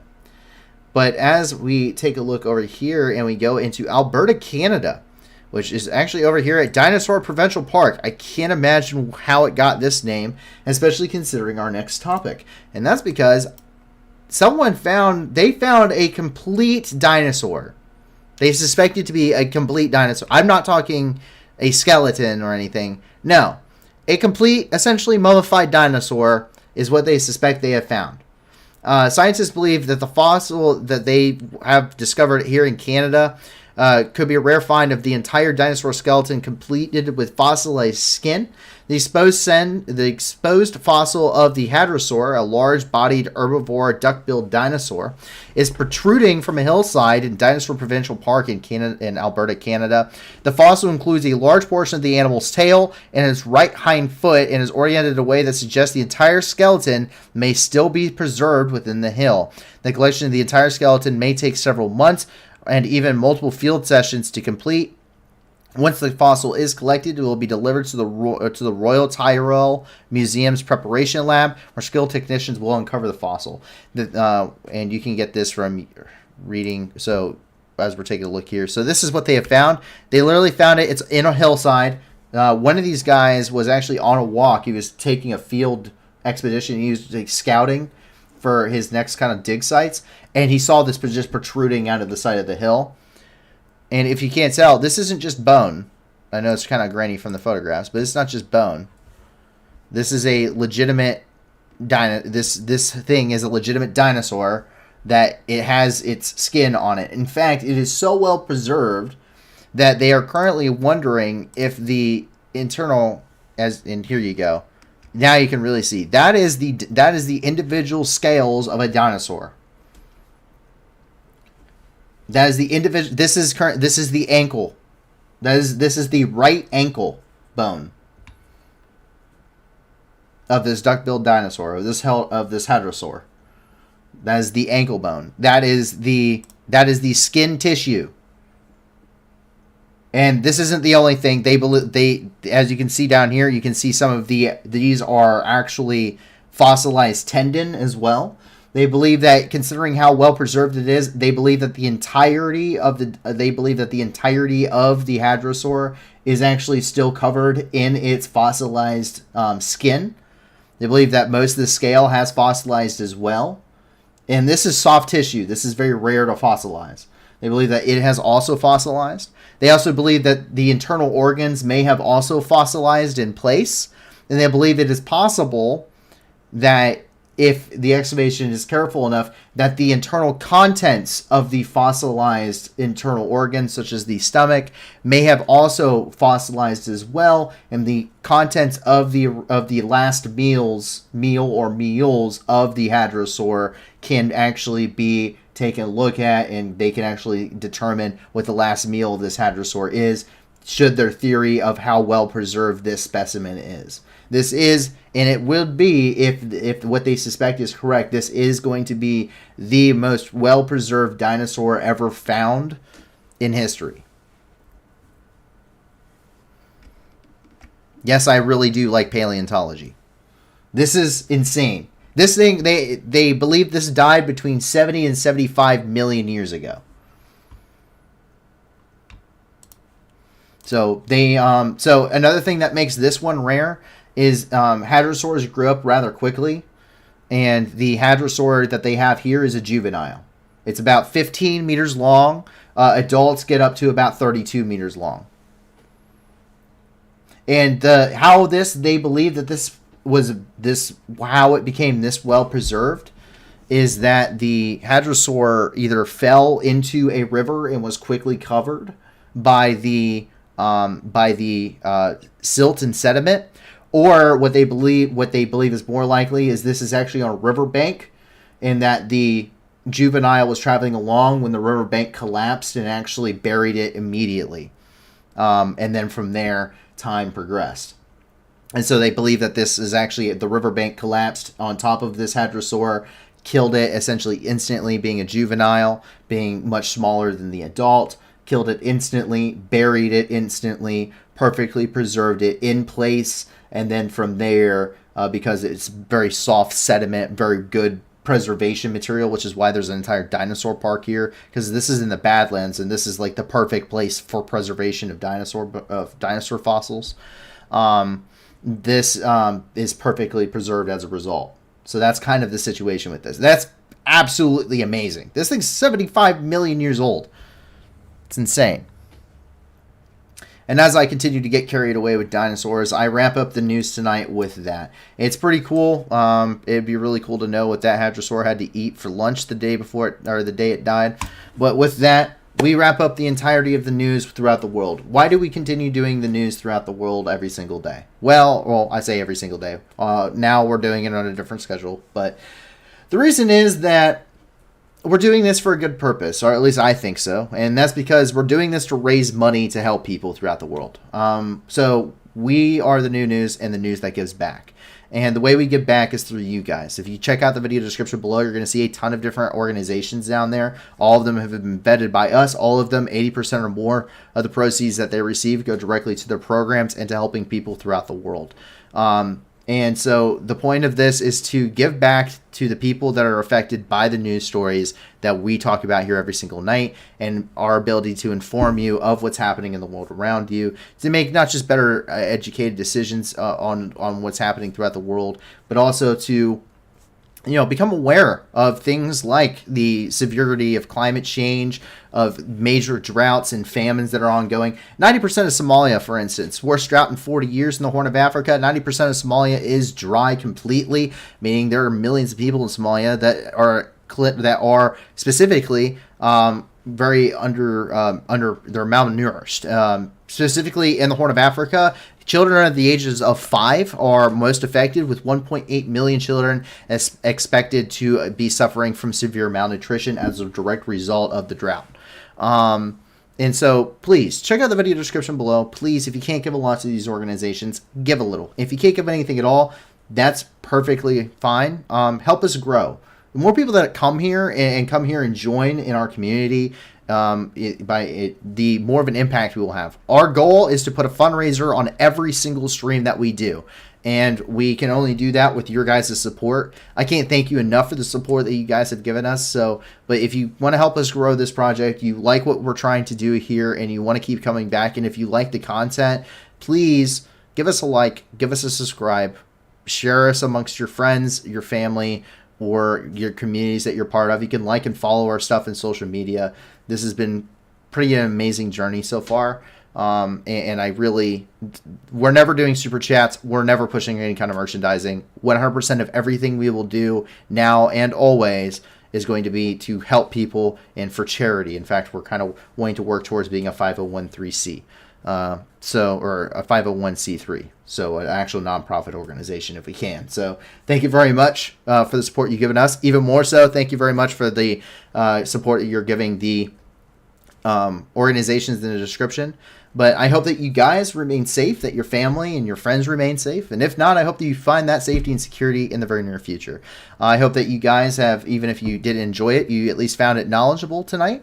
And I hope that you guys will be joining us once again on now Friday for at 10 p.m. Eastern Time, 9 p.m. Central, for another 48 hours of big news and review. And we hope to see you back then, back there that night, so that way we can partake in all this enjoyable adventure together and try and give back and put a little bit of good back into the world.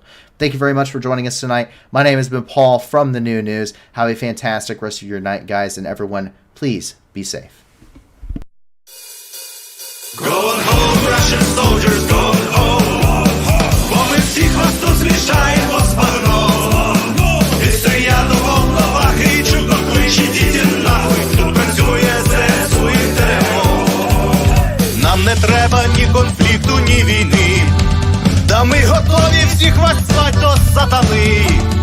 Тисячі вже полягло, і все більше шверхуємо. То для них нема нічого, крім труни. Going home, Russian soldiers, going home. Бо ми всіх вас тут змішаємо з багном. І стріляти в головах і чудно кличіть, ідіть нахуй. Тут працює ЗСУ і ТМО.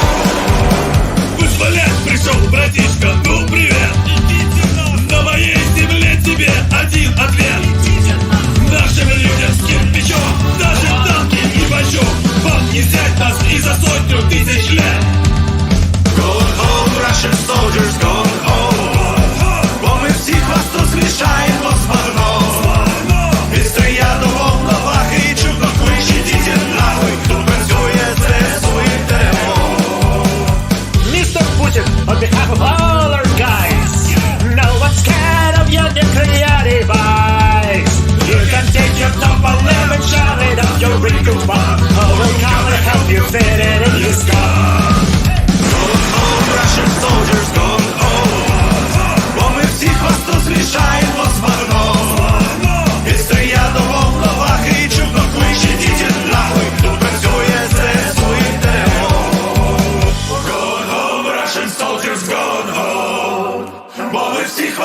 змішаємо з багном.